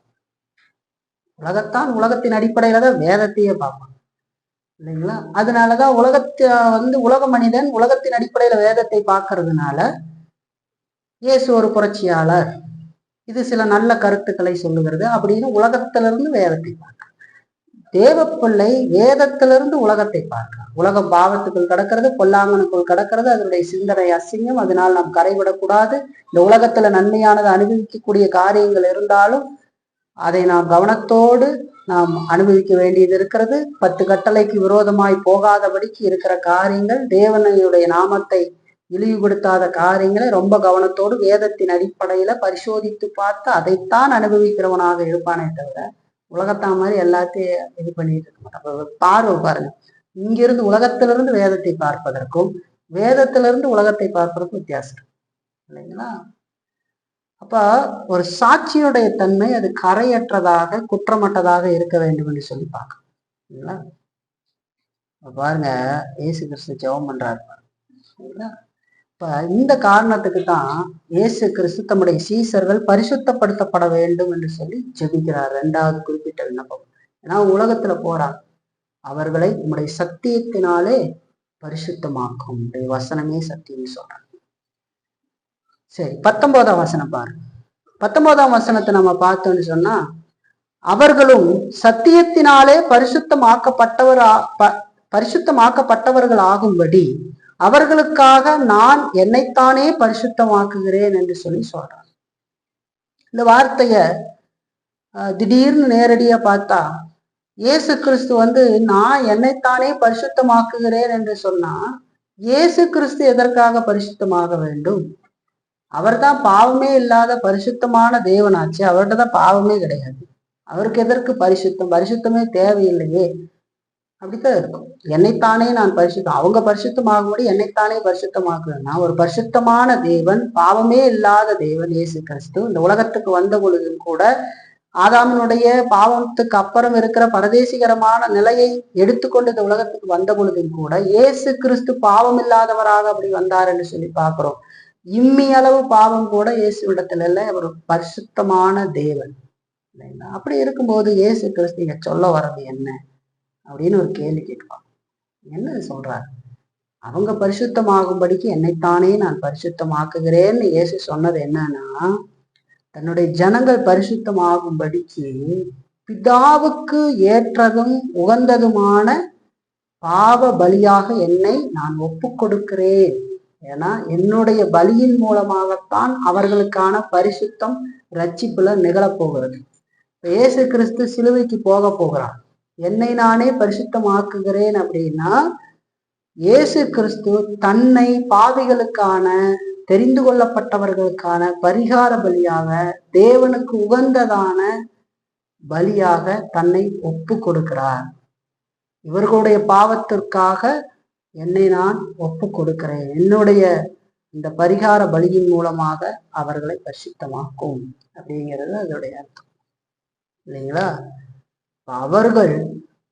அவர்களும் சத்தியத்தினாலே பரிசுத்தமாக்கப்பட்டவர்கள் ஆகும்படி அவர்களுக்காக என்னைத்தானே பரிசுத்தமாக்குகிறேன்னு சொன்னது தேவனுக்கு உகந்த அந்த பலியாக. ஏன்னா தேவன் நீதியுடைய தேவன், பாவத்தை கண்டும் காணாதவராக போக மாட்டார். பாவிகளுடைய அந்த பாவத்துக்கான தண்டனையை குமாரன் இடத்துல அவர் எடுத்துக்கொள்கிறத நம்ம பார்க்கணும். இயேசு சொன்னா என்னை ஒப்பு கொடுக்கிறேன்னு சொல்றாரு. இதெல்லாம் அவர் பேசிட்டு இருக்கிற நேரத்தை நம்ம மறந்துடக்கூடாது. இன்னும் கொஞ்ச நேரத்துல காட்டி கொடுக்கப்பட்டு கெச்சமனைக்கு போறாங்க, காட்டி கொடுக்கப்பட்டு சிலுவைக்கு போறாரு. அதுக்கு முந்தின நாள் நடக்கிற நிகழ்வு சரிங்களா? அப்ப அவர்களும் சத்தியத்தினாலே பரிசுத்தமாகும்படி அவர்களுக்காக நான் என்னைத்தானே பரிசுத்தமாக்குகிறேன் என்று சொல்லி சொல்றேன். இயேசு கிறிஸ்துனுடைய அந்த சிலுவை பலியின் மூலமாகத்தான் நாம் பரிசுத்தமாக்கப்படுகிறோம் இல்லைங்களா? ஆரம்ப பரிசுத்தமாகுதுல அது எல்லாமே ஒண்ணு அப்படியே போறதுதான் இல்லைங்களா? அதுக்கு முதல்ல இயேசு கிறிஸ்து நம்ம விசுவாசித்து ரட்சிப்படையிறது இல்லையா? அப்படி இயேசு கிறிஸ்து விசுவாசி ரட்சிப்படைகிறதற்கு எதுல இயேசுவை விசுவாசிக்கிறது? அவரினுடைய பாவத்துக்காக மரித்து உயிர்த்திருக்கிறார் இல்லைங்களா? ஆண்டவர் சொல்றார் பாருங்க, எவ்வளவு அருமையாக ஆண்டவர் சொல்லுகிறார். இப்ப திருத்துவத்துல நம்ம பார்த்தோம் அப்படின்னு சொன்னா, பிதா நம்மளை பரிசுத்தமாக்குகிறார், குமாரன் பரிசுத்தமாக்குகிறார், பரிசுத்தாவியானவர் பரிசுத்தமாக, இதெல்லாம் அப்படியே அவங்க செஞ்ச அந்த மீட்பின் திட்டத்துல பார்க்க முடியும். பாருங்க, பிதா யூதா புத்தகத்துல பாருங்க, 1ஆம் வசனம், அது ஒரு அதிகாரம் கொண்டதாக இருக்கிறது இல்லையா? அது 1ஆம் வசனம் பாருங்க. இயேசு கிறிஸ்துவனுடைய ஊழியக்காரனும் யாக்கோபினுடைய சகோதரனுமாய் இருக்கிற யூதா, பிதாவாகிய தேவனாலே பரிசுத்தமாக்கப்பட்டவர்களும் இயேசு கிறிஸ்துவினாலே காக்கப்பட்டவர்களுமாகிய அழைக்கப்பட்டவர்களுக்கு எழுதுகிறதாவது என்று சொல்லி, பிதாவாகிய தேவனாலே பரிசுத்தமாக்கப்பட்டவர்கள் அப்படின்னு சொல்றத நம்ம பார்க்கணும் இல்லைங்களா? அப்போ பிதா நித்தியத்துல தம்முடைய தெரிந்து கொள்ளுதலினாலே நம்மை பரிசுத்தமாக்கி இருக்கிறார். அதாவது அதுக்கான காரியத்திற்கு அவர் அழைத்திருக்கிறார் இல்லைங்களா? அந்த காரியத்தை தான் குமாரன் தன்னுடைய பலியின் மூலமாக பரிசுத்தப்படுத்துகிறார். அந்த அவங்களுடைய பரிசுத்தத்துக்கான பலியை கொடுத்து அதை நிறைவேற்றி இருக்கிறார் இல்லைங்களா? அதை நம்ம பார்த்தோம்னு சொன்னா எபிரேயர்ல பாருங்க, 10ஆம் அதிகாரம் 10-14 வரைக்கும் பாருங்க. எபிரேயர் 10ஆம் அதிகாரம் 10-14 வரைக்கும் ரொம்ப கவனத்தோட கேள்வி. இயேசு கிறிஸ்துவனுடைய சரீரம் ஒரு தரம் பலியிடப்பட்டதினாலே அந்த சித்தத்தின்படி நாம் பரிசுத்தமாக்கப்பட்டிருக்கிறோம். அன்றியும் எந்த ஆசாரியனும் நாள்தோறும் ஆராதனை செய்கிறவனாயும் பாவங்களை ஒரு காலம் நிவர்த்தி செய்யக்கூடாத ஒரே வித பலிகளை அநேகந்தரம் செலுத்தி வருகிறவனாயும் இருப்பார். இவரோ பாவங்களுக்காக ஒரே பலியை செலுத்தி என்றென்றைக்கும் தேவனுடைய வலது பாரிசத்தில் உட்கார்ந்து இனி தம்முடைய சத்துருக்களை தமது பாதப்படி ஆக்கி போடும் வரைக்கும் காத்து கொண்டிருக்கிறார் என்று சொல்லப்பட்டிருக்கு. ஒரே பலியினாலே 10ஆம் வசனம் சொல்லு, இயேசு கிறிஸ்துனுடைய சரீரம் ஒரு தரம் பலியிடப்பட்டதினாலே அந்த சித்தத்தின்படி நாம் பரிசுத்தமாக்கப்பட்டிருக்கிறோம் என்று சொல்லிப்பாங்க. பிதா நித்தியத்திலே நம்மை தெரிந்து கொண்ட பொழுது அவர் நம்மை பரிசுத்தப்படுத்தி இருக்கிறார். ஏன்னா அந்த தெரிந்து கொள்ளுதல நம்ம வந்திருக்கிறோம் இல்லைங்களா? குமாரன் தன்னுடைய பலியின் மூலமாக நம்மை பரிசுத்தப்படுத்தி இருக்கிறார் இல்லைங்களா? அந்த நிறைவேற்றத்தை பரிசுத்த ஆவியானவர் அழைப்பின் மூலமாக, மறுபிறப்பின் மூலமாக, சத்தியத்தை விசுவாசிக்க நம்மை செய்வதன் மூலமாக நம்மை பரிசுத்தப்படுத்துகிறார் என்று சொல்லி பார்க்கிறோம். பாருங்க, 2 தெசலோனிக்கேயர்ல 2ஆம் அதிகாரம் 13ஆம் வசனம். 2 தெசலோனிக்கேயர் 2ஆம் அதிகாரம் 13ஆம் வசனம். கர்த்தருக்கு பிரியமான சகோதரரே, நீங்கள் ஆவியினாலே பரிசுத்தமாக்கப்படுகிறதினாலும் சத்தியத்தை விசுவாசிக்கிறதினாலும் ரட்சிப்படையும்படிக்கு ஆதி முதல் தேவன் உங்களை தெரிந்து கொண்டபடியினாலே நாங்கள் உங்களை குறித்து எப்பொழுதும் தேவனை ஸ்தோத்தரிக்க கடனாளிகளாய் இருக்கிறோம் என்று சொல்லப்படுகிறது. பாருங்க, பரிசுத்த ஆவியினாலே நீங்க பரிசுத்தமாக்கப்படுகிறதுனாலும் சத்தியத்தை விசுவாசிக்கிறதுனாலும் என்று சொல்லி பாருங்க, பிதா தெரிந்து கொள்ளுதல்னாலே நம்மை பரிசுத்தமாக்குகிறார், குமாரன் பலியினாலே நம்மை பரிசுத்தமாக்கினார். அந்த காரியத்தை பரிசுத்த ஆவியானவர் நம்மை அழைக்கிறதின் மூலம், நமக்கு மறுபிறப்பு கொடுத்து சத்தியத்தை விசுவாசிக்க செய்கிறதின் மூலம் நம்மளை பரிசுத்தப்படுத்தி இருக்கிறார். அப்ப திருத்துவத்துல பாருங்க, அவங்களுடைய செயல்பாடு நம்முடைய ரட்சிப்புல எந்த அளவுக்கு இருக்குன்னு. குமாரன் சொல்றாரு, நம்முடைய சத்தியத்தினாலே அவர்களை பரிசுத்தமாக்கும், நம்முடைய வசனமே சத்தியம், நீர் என்னை உலகத்திலே அனுப்பினது போல நானும் இவர்களை உலகத்திலே அனுப்புகிறேன். இவர்கள் பரிசுத்தமாக்கப்படும்படிக்கு, இவர்களும் சத்தியத்தினாலே பரிசுத்தமாக்கப்பட்டவர்கள் ஆகும்படிக்கு அவர்களுக்காக நான் என்னைத்தானே பரிசுத்தமாக்குகிறேன். எவ்வளவு அருமையான வார்த்தை! ஒவ்வொரு வார்த்தையும் எத்தனை அர்த்தங்கள் இருக்குதுன்னு பாரு, இல்லைங்களா? எந்த அளவுக்கு இயேசு கிறிஸ்து தம்முடையவர்களுக்காக ஜெபித்திருக்கிறார்னு பாருங்க. அப்ப நம்முடைய பாதுகாப்புக்காக ஜெபிக்கிறார், அதே நேரத்துல நாம் பரிசுத்தத்துல வளர வேண்டும் என்பதற்காகவும் ஜெபிக்கிறார். சரி, இதுல இருந்து ஒரு 2 பயன்பாடுகளை நம்முடைய வாழ்க்கைக்காக எடுத்துக்கணும். முதலாவதா நம்ம பார்க்கறது என்னன்னா, பரிசுத்தமாகுதலினுடைய முக்கியமான நோக்கத்தை நாம் அறிந்துணர்ந்திருக்க வேண்டியது அவசியம் என்று சொல்லி பார்க்கிறோம். பரிசுத்தமாகுதலின் முக்கியமான நோக்கத்தை நாம் அறிந்துணர்ந்திருக்க வேண்டியது அவசியம். அதாவது கிறிஸ்துவோடு இணைக்கப்பட்ட விசுவாசி மறுபிறப்பின் மூலமாக பாவத்தின் ஆளுகையிலிருந்து அவன் இப்பொழுது வெளியே வந்திருக்கிறான்னு பார்க்க. அவனுக்குள்ள பாவத்தின் ஆளுகை இல்லை. அவனுடைய வாழ்க்கையிலும் இருதயத்தில் காணப்படுகிற எல்லா பாவ செயல்கள்ல இருந்தும் அவனுக்கு இப்போ பூர்ண விடுதலை கிடைக்கல. அந்த பாவத்தின் ஆளுகையிலிருந்து அவன் விடுதலை அடைந்திருக்கிறான், இல்லைங்களா? அதாவது பாருங்க, கிறிஸ்துவோடு இணைக்கப்பட்டு இருக்கிற ஒரு விசுவாசி மறுபிறப்பின் மூலம் பாவத்தின் ஆளுகையில அவனுக்குள் இல்லாதிருந்த போதிலும், அதே நேரத்தில் அவனுடைய வாழ்க்கையிலும் இருதயத்துல காணப்படுகிற எல்லா பாவ செயல்கள்ல இருந்தும் அவனுக்கு பூரண விடுதலை உண்டாகவில்லை அப்படிங்கிறத நம்ம தெரிஞ்சிடும். பூரண விடுதலை உண்டாகல, அவன்ல பாவம் தொடர்ந்து இருக்கிறது. ஏன்னா 1 யோவான் சொல்லும் போது என்ன சொல்லும், நம்ம இடத்துல பாவம் இல்லை என்று சொல்லுவோமானால் நம்மை நாமே வஞ்சிக்கிறவர்களா இருப்போம், சத்தியம் நமக்குள் இராது என்று சொல்லி 1 யோவான் 1:8 நமக்கு சொல்லும். 2ஆம் அதிகாரம், அதே 1 யோவான் 2ஆம் அதிகாரம் 1ஆம் வசனம் சொல்லும் பொழுது பாருங்க, பாவம் செய்தால் நீதிபரராகி இயேசு கிறிஸ்து நமக்காக பரிந்து பேசுகிறார் என்று சொல்லி சொல்றார். பாருங்க, அதை வாசிக்கிறேன். 2ஆம் அதிகாரத்துடைய 1ஆம் வசனம் பார்த்தா, என் பிள்ளைகளே, நீங்கள் பாவம் செய்யாதபடிக்கு இவைகளை உங்களுக்கு எழுதுகிறேன். ஒருவன் பாவம் செய்வானானால் நீதிபரராகி இயேசு கிறிஸ்து நமக்காக பிதாவினிடத்தில் பரிந்து பேசுகிறவராய் இருக்கிறார் என்று சொல்லி சொல்லும். அப்போ ஒரு தேவ பிள்ளை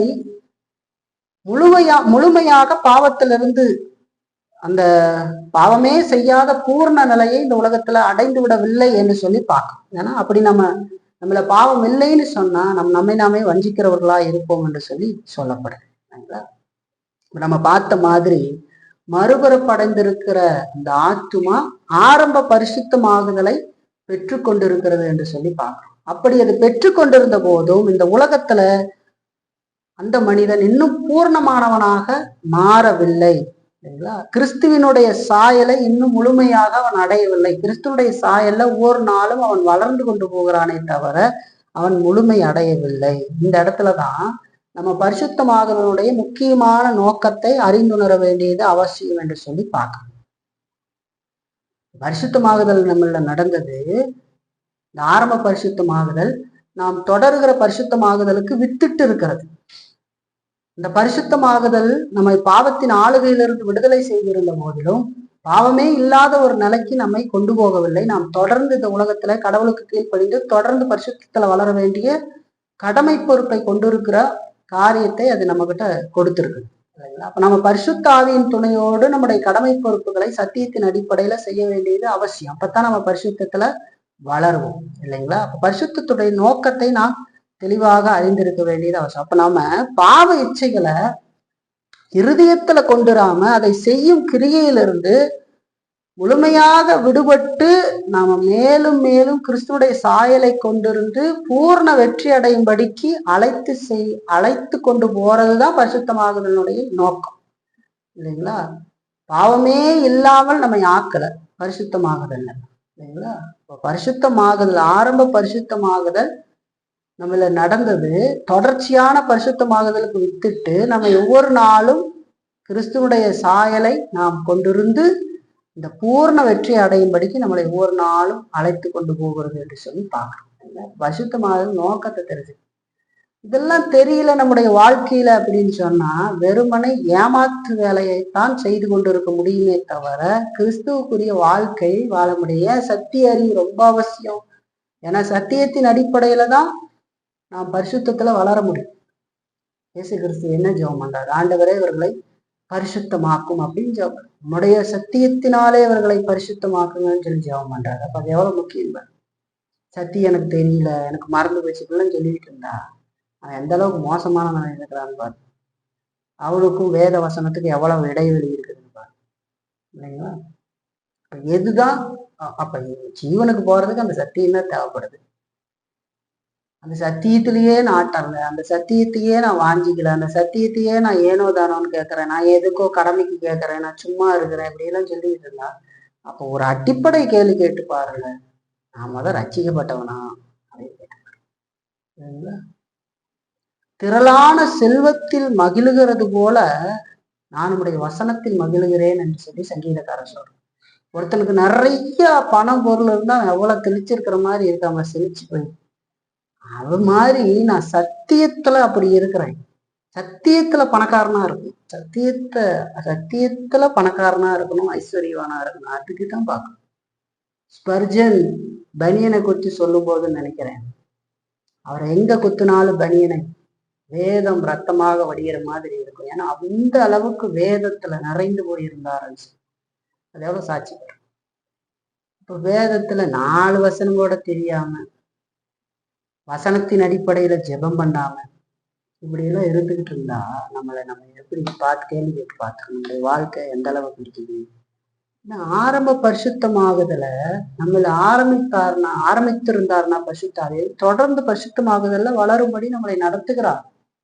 பரிசுத்தமாகுதலுடைய நோக்கம் ஆரம்ப பரிசுத்தமாகுதல் நம்மளே பாவத்துக்கு எதிராக அதை ஏற்றுக்கொண்டு வாழுகிற வாழ்க்கைக்கு நேரம் நம்மளை நடத்துகிறது. அதை ஆரம்பத்தை செய்து தொடர்ந்து நம்மை நடத்துகிறார் என்று சொல்லி பார்க்கிறாருவே.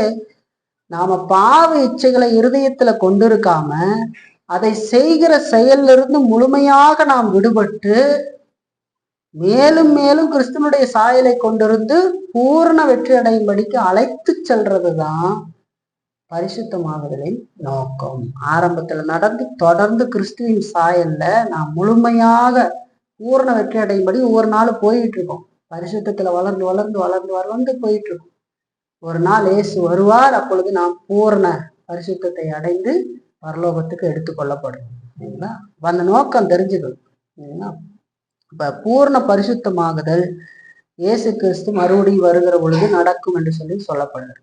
1 கொரிந்தியர் 15ஆம் அதிகாரத்துல பவுல் சொல்லும் போது, நம்முடைய சரீரத்தை குறித்து சொல்லும் போது, அழிவுள்ள இது அழியாமையையும் சாவுக்கேதுவாகி இதை சாவாமையையும் தரித்து கொள்ளுகிற போது என்று சொல்லி சொல்றாங்க. இல்லைங்களா? அப்ப அது எப்ப நடக்குது? பூரணமாக நாம் மகிமைக்குள்ள போறது இயேசு கிறிஸ்துடைய வருகின்றது. அப்ப பரிசுத்தமாகுதலுடைய நோக்கத்தை தெரிந்து கொள்ள வேண்டும். பாவத்தின் ஆளுகையிலிருந்து விடுதலையாக ஆக்கப்பட்டு அதற்கு எதிராக நாம் இப்பொழுது செயல்படுகிறோம். இப்ப தொடர் பரிசுத்தமாகுதல்ல பரிசுத்தாவியின் துணையோடு நம்முடைய காரியங்கள் கீழ்ப்படிந்து ஆண்டவர் சொன்ன விதத்துல நம்ம பரிசுத்தத்துல வளர்றோம். இல்லைங்களா? குமாரனுடைய சாயலுக்கு ஒப்பாக பாவத்தை அழித்தொழித்து நம்ம வாழ வேண்டிய வாழ்க்கை. அதுதான் நம்ம பாவ இச்சைகளை இருதயத்துல கொண்டிருக்காம அதை செய்யற செயல்கள்ல இருந்து நம்ம முழுமையாக விடுபட்டு மேலும் மேலும் கிறிஸ்துவுடைய சாயலை கொண்டு வந்து பூர்ண வெற்றி அடையும்படிக்கு அழைத்து செல்றதுதான் பரிசுத்தமாகுதலினுடைய நோக்கம் அப்படிங்கிறத தெரிந்து கொள்ள வேண்டியது அவசியம். இல்லையா? ஆகவே நாம் தொடர்ந்து கர்த்தருடைய வார்த்தைக்கு கீழ்ப்படிந்து பரிசுத்தமாகுதல்ல வளர வேண்டியது அவசியம் அப்படிங்கிறது தெரிஞ்சு. தானா நம்மள பரிசுத்தமாகுதல் நடக்காது. நம்முடைய செயல்கள் இல்லாமல் பரிசுத்த ஆவியானவர் நம்மளே செயல்படுகிறது இல்லை. இந்த பரிசுத்தமாகுதல் இல்லை, தொடர்ச்சியான பரிசுத்தமாகுதல் இல்லை, ப்ரோக்ரஸிவ் சான்டிபிகேஷன் இல்லைங்களா? அதே நேரத்துல நாமும் ஆவியின் துணை இல்லாமல் அதுல வளர்கிறது இல்லை. ஆவியின் துணையோடு கவனத்தோடு வேதத்தை வாசிச்சு ஆவியானவர்ல தங்கி இருந்து ஆவியானுடைய உதவி நாடி ஒவ்வொரு காரியத்திலும் நாம் கவனத்தோடு நடக்க வேண்டியது அவசியம். ஆவியின் துணை இல்லாமல் நாம் எதையாவது செய்யறதுக்கு முயற்சி செய்து கொண்டிருந்தோம்னா நம்ம லீகலிஸ்ட் நம்முடைய கிரிகையில பண்றது அப்படி இருக்கு. அதே நேரத்துல ஆவியானவரே பார்த்துக்குவார் அப்படின்னு ஏமாத்து வேலை செய்யறதுக்கு முயற்சி பண்ணிக்கிட்டு ஊரை சுத்திக்கிட்டு வேதத்தையும் படிக்காம நேரம் இல்லை, அது இல்லை, எனக்கு அந்த காரணம் இந்த காரணம், அங்கேயும் கேள்விகளை கேட்டுப்போம். பெரிய கேள்விக்குறிய போட்டுப்பாங்க. நான் ரசிக்கப்பட்டிருக்கேனா இல்லைங்களா அப்படின்னு கேட்பாங்கல்ல. இப்ப பாருங்க, இந்த காரியத்துல நீங்க எப்படி இருக்கிறீங்க அப்படின்னு கேள்வி கேட்டுப்பாரு. இந்த காரியத்துல நான் எப்படி இருக்கேன் அப்படின்னு கேள்வி கேட்கலாம். பொறுப்புகளை நீங்க உணர்ந்து இருக்கிறீங்களா அப்படின்னு கேள்வி கேட்கலாம். பரிசுத்த ஆவியின் துணையோடு ஒவ்வொரு நாள் கர்த்தருடைய வார்த்தைக்கு கீழ்ப்படிந்து பரிசுத்தத்துல நீங்க வளர்ந்துகிட்டு இருக்கிறீங்களா அப்படின்னு கேட்பாரு. உங்களுக்கு கிடைக்கப்பட்ட வார்த்தை என்ன விதமான காரியத்தை உங்கள செய்திருக்கிறது, அதற்கு நீங்க என்ன செஞ்சீங்க அப்படின்னு கேள்வி கேட்டுப்பாரு. இல்லைங்களா? இப்ப யார் இந்த காரியத்தை உணருவாங்க? யார் உணருவா? யார் தங்களுடைய பொறுப்புகளை பரிசுத்த ஆவியின் துணையோடு கர்த்தருடைய வார்த்தைக்கு கீழ்ப்படிந்து தங்களுடைய பரிசுத்தமாகுதல்ல வளருவாங்க? கேள்வி கேட்டு பார்த்தா இதை ஒரு விசுவாசியால மட்டும்தான் செய்ய முடியும். யார் விசுவாசின்னு கேள்வி கேட்டா இதுதான். யார் செய்ய முடியும்? விசுவாசியால தான் செய்ய முடியும். ஏன்னா அது அவிசுவாசியால செய்ய முடியாது. ஏன்னா அவிசுவாசிக்குள் மறுபிறப்பு நிகழவில்லை, அவன்ல பரிசுத்தமாகுதல் நடக்கவில்லை. ஆவியானவர் அவன்ல பாவத்துக்கு எதிராக போகிற காரியத்தை செய்யலையே, மறுபிறப்பு கொடுக்கலையே. அவன் எப்படி அதை பரிசுத்தத்துல வளருவான்? ஆரம்ப பரிசுத்தமாகுதல்ல அவனுக்கு நடக்கலைன்னு சொன்னா அவன் எப்படி தொடருகிற பரிசுத்தத்துல வளர முடியும் அப்படின்னு கேள்வி கேட்கலாம். யார் இதையெல்லாம் உணருவா? யார் ரொம்ப கவனத்தோடு வேத வார்த்தைக்கு கீழ்ப்படிந்து பரிசுத்த ஆவியின் துணையோடு பரிசுத்தத்துல வளருவா அப்படின்னு கேட்டா ஒரு விசுவாசி தான் வளரும். அவன்ல பலவீனம் இருந்த பொழுதும் அந்த பலவீனத்தை சாதகமாக்கி கொள்ளாதபடிக்கு அந்த பலவீனத்தை கடவுளிடத்துல அறிக்கை செய்து, போன வாரம் நம்ம பார்த்த மாதிரி தன்னுடைய பலவீனத்தை உணர்ந்து ஊக்கத்தோடு ஜெபிப்பானா. எதுல பலவீனமா இருக்கிற, என்னுடைய செயல்கள் எப்படிப்பட்டது, என் சிந்தனைகள் எப்படிப்பட்டது, அதெல்லாம் தெரியும் அவனுக்கு. ஒன்னொன்னு சொல்லி சொல்லி சொல்லி நான் சோதனைக்கு உட்படாதபடிக்கு என்னை தீமையில் என்று காத்து ரட்சித்து கொள்ளும். இந்த விதமான சோம்பேறித்தனத்தை என்னை எடுத்து போடும். இந்த சத்தியத்தினாலதான் நீங்க என்னை பரிசுத்தமாக்குகிறீர்கள். இந்த சத்தியத்தை நான் கவனத்தோடு படிக்க வேண்டும். இந்த சத்தியத்தின் அடிப்படையில் என்னுடைய வாழ்க்கை அமைய வேண்டும். அதுக்கு நீர் எனக்கு அனுகிரகம் பாராட்டி எனக்கு உதவ வேண்டும். அப்படியெல்லாம் இல்லைன்னா என்னால போக முடியாது அப்படிங்கிறத கவனத்தோட இருந்து அந்த சத்தியத்தை வாசிப்பதற்கு, அந்த சத்தியத்தை கேட்பதற்கு இடையூறாய் இருக்கிற எல்லா காரியத்தையும் வாழ்க்கையில ஒன்றொன்றாய் தேவ ஆவியின் துணையோட அவன் டிசிப்ளினோட ஒதுக்கி வைக்கிறதுக்கு பார்ப்போம். 2 எஜமான்களுக்கு ஊழியம் செய்யக்கூடாதுன்னு ஆண்டவர் சொல்றாங்க. 2 தோணியில கப்பல்ல காலை வச்சுக்கிட்டு பயணிக்க முடியாது. ஒண்ணு இந்த உலகத்தை உயர்த்தி தேவனை இழிவுபடுத்துவான், அல்லது தேவனை உயர்த்தி இந்த உலகத்தை தள்ளிடுவான். ஆண்டவர் சொல்றாரு. 2ல எல்லாம் நான் போவேன்னு போக முடியுமா? பாருங்க, அவன் எந்த கவனத்தோடு அவன் பலவீனத்தை உணர்ந்து ஜெபிப்பான், ஆயத்தப்படுவான். அப்படி இல்லைன்னா வேத சத்தியங்களை கேட்கிற பொழுது ஒரு உணர்ச்சி வருமே தவிர, ஒரு உணர்வு, ஒரு அழுகாட்சி அந்த மாதிரி ஏதேனும் வருமே தவிர வாழ்க்கையில ஒரு அடி ஒரு நகர முடியாது. ஏனென்றால் அந்த உணர்வுகள் எல்லாம் யூதாசுக்கு வந்ததை போன்ற உணர்வுகள், சவுலுக்கு வந்ததை போன்ற உணர்வுகள், மாட்டிக்கொண்டேமே இப்படி இருக்கிறோமேன்னு வந்த உணர்வை தவிர அந்த அந்த பாவிங்கிற ஒத்துக்கிற காரியம் மனம் திரும்புதல்ல போய் முடியல அப்படின்னு சொன்னா, மனம் திரும்புதல்னா என்னது?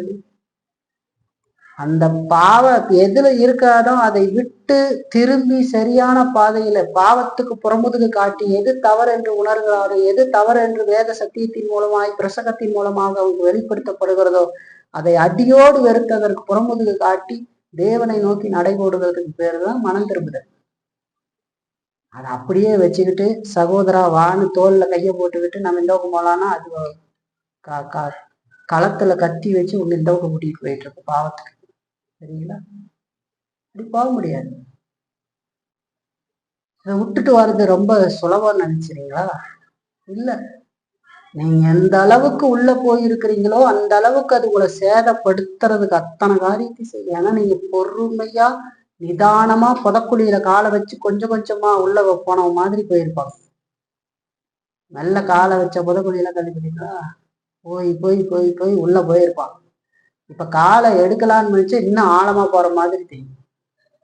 ஜெபம் முடியாது, வேத வாசிக்க முடியாது, ஒரு நல்ல பேச்சு இருக்காது, நல்ல சிந்தனை இருக்காது. காரணம் என்ன? பொறுமையா போனீங்க இல்லையா? அது மாதிரி தேவ சமூகத்துல மனம் திரும்ப கத்துக்கணும். பொறுமையா ஆண்டவர் என்னெல்லாம் என் வாழ்க்கையில இருக்குதுங்கிறத போய் சொல்லி ஒரு காரியத்தையும் ஆண்டவர்கிட்ட தெளிவா அறிக்கையிட்டு அதுல இருந்தெல்லாம் என்னை காப்பாத்துங்க ஆண்டவரேன்னு சொல்லுகிற பொழுது ஆண்டவர் காப்பாற்றுவான். செய்யும்போது பாவம் செய்யும்போது நிதானமா பொறுமையா டைம் எடுத்து ஒரு காரியத்தையும் செஞ்சுக்கிட்டு இருப்பான். விடிய விடிய போன பார்த்துக்கிட்டுதான் ஒரு 2 மணி நேரம் ஆனாலும் பார்ப்போம். ஆனா 5 நிமிஷம் 10 நிமிஷம் புத்தகம் படிக்க முடியல, நல்ல ஆவிக்குரிய புத்தகம் வேதத்தை வாசிக்க முடியல. ஜெபிக்கிற பொழுது பாருங்க, அடைய பாவத்தை மன்னியும் ஆண்டவரே, அவ்வளவுதான், ஒரே ஜெபம்தான். ஆனா பாவம் செய்யும் போது நின்று நிதானமா ஒரு காரியத்தையும் திட்டமிட்டு செஞ்சுக்கிட்டு. அதே போல மனம் திரும்புகிறதுலயும் ஒவ்வொரு காரியத்தையும் அறிக்கையிட்டு தனிப்பட்ட வாழ்க்கையில குடும்ப வாழ்க்கையில பிள்ளைகளுக்குரிய காரியத்துல செய்ய தவறுனது எல்லாத்தையும் சொல்லி மறுபடியும் திருப்ப ஆண்டவருடைய துறையோடு நாம் செய்ய வேண்டியது அவசியம். அப்படிலாம் இல்லாம வளர முடியாது. நடக்கிறது மட்டும் ரொம்ப மெல்ல பாவம் போய் எல்லாம் ஒன்னொன்னா செஞ்சுட்டு மாற்றம் மட்டும் அசாதாரணமா வானத்தை பொத்துக்கிட்டு நடக்கிற மாதிரி நடக்கும்னு சொல்லி நினைக்கிறது பைத்தியம். ஒரு காரியத்தை அறிக்கையிட்டு நாளுக்கு நாள் நம்ம வளர வேண்டியது அவசியம் என்று சொல்லி பார்க்கணும். இதெல்லாம் நம்ம செய்ய வேண்டியது அவசியம். பரிசுத்தமாகுதலுடைய நோக்கத்தை நம்ம உணர்ந்திருக்கணும். பரிசுத்தமாகுதலை கடவுள் நம்மளை ஆரம்பித்தது நாம் பூர்ண பரிசுத்தத்தை இந்த உலகத்திலேயே அடைந்துட்டோம் என்று அல்ல, பூர்ண பரிசுத்தத்தை நோக்கி நாம் நகர்ந்து கொண்டிருக்கிறோம். ஆரம்ப பரிசுத்த ஆகுதலுக்கும் கடைசி பரிசுத்தமாகுதல்லையும் நம்முடைய காரியங்கள் எதுவும் இல்லை. ஆனா ப்ரோக்ரஸிவ் சான்டிபிகேஷன் தொடருகிற பரிசுத்தமாகுதல்ல நம்முடைய கிரியைகள், நம்முடைய பங்கு இருக்கிறது. பரிசுத்த ஆவியின் துணையோடு நாம் செய்ய வேண்டிய காரியம் இருக்கு. நம்முடைய செயல்பாடுகள் இல்லாமல் பரிசுத்த ஆவியானவர் அதை நம்மள செய்கிறதும் இல்லை, பரிசுத்த ஆவியின் துணை இல்லாமல் நாமே நம்மள அதை செய்து கொள்கிறதும் இல்லை, இல்லைங்களா? நம்முடைய செயல்களையும் மீறி பரிசுத்த ஆவியானுடைய செயல் நம்மள செயல்படுது. ரொம்ப கவனத்தோடு வார்த்தைக்கு கீழ்ப்படிந்து நடக்க வேண்டியது அவசியம். அதுக்கு பரிசுத்தமானவருடைய நோக்கம் என்னன்னு அறிந்து உணர்ந்தா மட்டும்தான் அதை உணர்ந்து இயேசுனார் உம்முடைய சத்தியத்தினாலே அவர்களை பரிசுத்தமாகும். இந்த பரிசுத்தமான நோக்கம் தெரியும், இல்லைங்களா? இதெல்லாம் நினைங்க. ரெண்டாவது ஒரு பயன்பாட்டை பார்த்து முடிப்போம். ரெண்டாவது, நம்முடைய எல்லா பாவங்களுமே பரிசுத்தத்திற்கு எதிரானவை என்பதை நாம் உணர்ந்திருக்க வேண்டியது அவசியம். நம்முடைய எல்லா பாவமும் பரிசுத்தத்துக்கு எதிரானது. விசுவாசிகள்ல காணப்படுற எல்லா பாவங்களுமே பரிசுத்தத்துக்கு எதிரானது. அப்படின்னா சிந்தனையிலும் செயல்லையும் காணப்படுற அத்தனை பாவங்களும் பரிசுத்தத்துக்கு எதிரானது. நம்ம செயல்ல செய்யறது மட்டும்தான் பாவம்னு நம்ம நினைக்க கூடாது. நம்முடைய சிந்தனையில வருகிறதும் அது பாவம் தான், இல்லைங்களா? இப்ப நம்ம ஒரு கேள்வி கேட்டு பார்க்கணும். பாவத்துல இருக்கிற பாவம் நம்மள தொடர்ந்து இருக்கு, பாவத்துல சிந்தனையில பாவம் வந்துருதே அப்படின்னு சொன்னா அது வராம இருக்குமா? வருத்தான் செய்யும். ஆனா உதாரணத்துக்கு பாருங்க, அதாவது அது வரத்தான் செய்யும். ஆனா இருதயத்துல நம்ம தொடர்ந்து அந்த இச்சையை வச்சிருந்து அதை அசைவோட்டு ஆனந்தப்படாம அதை உடனடியாக நாம் அழிக்க வேண்டியது அவசியம், இல்லைங்களா? அது ரொம்ப முக்கியம். ஒரு இச்சை பாவ செயல்ல போய் ஈடுபடாத வரைக்கும் பாவம் இல்லைன்னு நம்ம நினைக்க கூடாது. அது நம்ம சிந்தனையில வந்துட்டாலே அது பாவம். அப்ப இருதயத்துல நாம் தொடர்ந்து வைத்திருந்து அசைவோட்டு ஆனந்தப்படும் எல்லா இச்சைகளும் பாவம் என்பதை தெரிஞ்சுக்கணும். சிந்தனையில அதை உடனடியாக அழிக்காம அதை போட்டு ஆனந்தப்படுற சிந்திச்சுக்கிட்டு இருக்கிறது என்னென்ன எல்லா பாவகரமான காரியம் செஞ்சுட்டு அது வரும்போதே அது பாவம், அது கடவுளுக்கு எதிரான சிந்தனை அப்படின்னு அதை அழிக்காம ஒவ்வொரு நாளும் சிந்திச்சுக்கிட்டு இருந்தா அது பாவம். சிந்தனை வராதுன்னு இல்லை, அந்த சிந்தனை ஆரம்பத்திலேயே அடியோடு அழிக்க வேண்டிய பொறுப்பு இருக்கு, இல்லைங்களா? இப்போ விசுவாசியில பாவம் தொடர்ந்து இருக்கிற வரைக்கும் அவனுக்குள் பாவ இச்சை நிச்சயம் தோன்றும். ஆனா அவன் அதை ஆரம்பத்திலேயே அழித்து விட வேண்டிய கடமை உள்ளவனாக இருக்கிறான் அப்படிங்கிறத மறக்கக்கூடாது.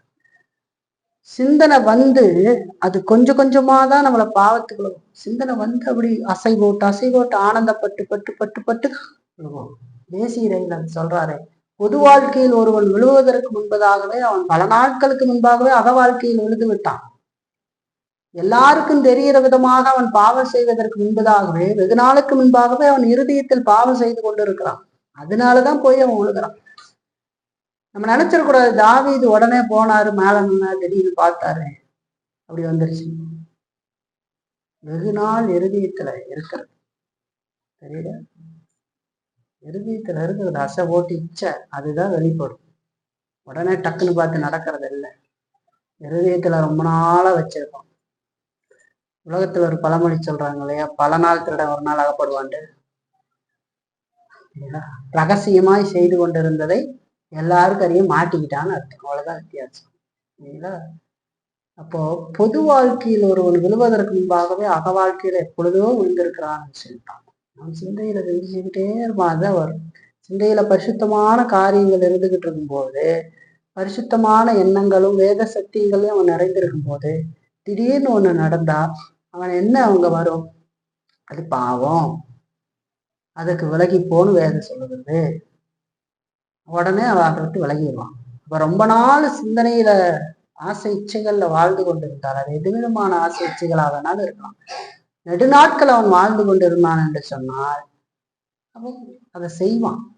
எப்பவா இருந்தாலும் செய்வான் இல்லைங்களா? செயல் அது வர்றதுக்காக இருந்தாலும் அசை ஓட்டினான். அதனால விசுவாசியில பாவம் தொடர்ந்து இருக்கிற வரைக்கும் அவனுக்குள் பாவ இச்சை நிச்சயம் தோன்றும். ஆனால் அதை ஆரம்பத்திலேயே அழித்துவிட வேண்டிய கடமை உள்ளவனாக அவன் இருக்கிறான் என்று சொல்லி பார்க்கலாம். இல்லைங்களா? ரொம்ப கவனத்தோடு இருக்கும். எல்லா பாவமுமே பரிசுத்தத்திற்கு எதிரானதுங்கிறது நமக்கு தெரியும். நம்முடைய பிதாவாக தேவன் இருக்கிறார் தான். நாம் அவருடைய பிள்ளைகள் தான். ஆவியானவர் நம்மள வாசம் செய்யறார், நிரந்தரமா வாசம் செய்யறார் ரட்சிக்கப்பட்டவங்களுக்குள்ள. நமக்காக இயேசு கிறிஸ்து பிதாவோட வலது பாரிசத்துல பரிந்து பேசி கொண்டிருக்கார் தான். இதெல்லாம் உண்மை, நம்முடைய வாழ்க்கையில உண்மையாக இருக்கிறது. இருந்தாலும் கூட நமக்குள்ள இருக்கிற பாவத்தை கடவுள் வெறுக்கிறார் அப்படிங்கிறத தெரிஞ்சுக்கணும். ஆண்டவர் வெறுக்கிறார். நமக்குள்ள உள்ள இருக்கிற தொடர்ந்து இருக்கிற பாவம் கர்த்தருடைய கோபத்தை அவருடைய முகசுளிப்பையும் சுமந்து நிற்கிறது அப்படிங்கிறது தெரிஞ்சுக்கணும். ஆண்டவருடைய கோபத்துக்குரியது அந்த பாவம். ஆண்டவருக்கு முகசுளிப்பை உருவாக்கும் இந்த பாவம். நம் தேவனுடைய பிள்ளைகளா இருக்கலாம், நமக்கு பிதா தேவனாக இருக்கலாம் இல்லைங்களா? பரிசுத்த ஆவியானவர் நம்மள நிரந்தரமாக வாசம் செய்யலாம். குமாரன் நமக்காக பரிந்து பேசி கொண்டு இருக்கலாம் இல்லைங்களா? இருந்தாலும் இதெல்லாம் நம்முடைய வாழ்க்கையில உண்மையாக இருந்தாலும் கூட நமக்குள்ள இருக்கிற அந்த பாவம் கர்த்தருடைய கோபத்தை அவருடைய முகசுளிப்பையும் சுமந்து நிற்கிறதுங்கிறது தெரிஞ்சுக்கணும். எல்லாம் கடவுளுக்கு எதிரானது, பரிசுத்தத்துக்கு எதிரானது. இப்ப நம்மள தொடர்ந்து இருக்கிற பாவத்தை நம்ம சாதாரணமாக எடை போட கூடாது. அந்த பாவம் பரிசுத்தத்துக்கு எதிரி, பரிசுத்தமாகுதலுக்கு இடையூறு அப்படிங்கிறத தெரிஞ்சுக்கணும். அது பரிசுத்தத்துக்கு எதிரி, எனிமி. நம்ம பரிசுத்தத்துல வளர்றதுக்கு அது இடையூறாக இருக்கிறது என்பதை நம்ம தெரிஞ்சுக்கணும். அதை அழித்தொழிக்க வேண்டிய மிகப்பெரிய கடமை நமக்கு இருக்கிறது. 1 யோவான் 3:3 சொல்லும் போது, அவர் சுத்தமாய் இருக்கிறது போல தன்னையும் சுத்திகரித்து கொள்ளுகிறான் அப்படின்னு சொல்லு. ஒரு விசுவாசி தேவன் சுத்தமாய் இருக்கிறது போல தன்னையும் சுத்திகரித்து கொள்ளுகிறான், அதாவது பாவத்திலிருந்து சுத்திகரித்து கொள்ளுகிறான் என்று சொல்லி சொல்லுகிறது. சரிங்களா? பாருங்க 3:3 பாருங்க. 1 யோவான் 3:3 சொல்லுது இல்லையா? அவர் மேல் இப்படிப்பட்ட நம்பிக்கையை வைத்திருக்கிறவன் எவனும் அவர் சுத்தமுள்ளவராய் இருக்கிறது போல தன்னையும் சுத்திகரித்து கொள்ளுகிறான் என்று சொல்லி சொல்லுகிறார். சுத்திகரித்து கொள்ளுகிறான், சுத்திகரித்து கொள்ளுகிறார் இல்ல, நாம் செய்ய வேண்டிய கடமை பொறுப்பு இருக்கிறது இல்லைங்களா? நம்முடைய கடமை பொறுப்பு. பாவத்திலிருந்து அவன் சுத்திகரித்துக் கொள்ளுகிறான். இப்ப யோவான் இதை ஆலோசனையா கொடுக்குறாரா? இல்ல, இது ஆலோசனை இல்லை. ஒரு விசுவாசி எதை செய்யக்கூடியவனாக செய்கிறவனாக இருக்கிறான் அப்படிங்கிறத நடைமுறை உண்மை, பிராக்டிக்கல் காரியத்தை அங்க சொல்றாரு. தேவன் சுத்தமுள்ளவராக இருக்கிறது போல இவனும் தன்னை சுத்திகரித்துக் கொள்ளுகிறான். நடைமுறையில பாவத்தை அழித்தொழித்து வாழுகிற வாழ்க்கை, கவனத்தோடு இருந்து வாழ்ற வாழ்க்கை, நடைமுறை காரியம் இல்லைங்களா?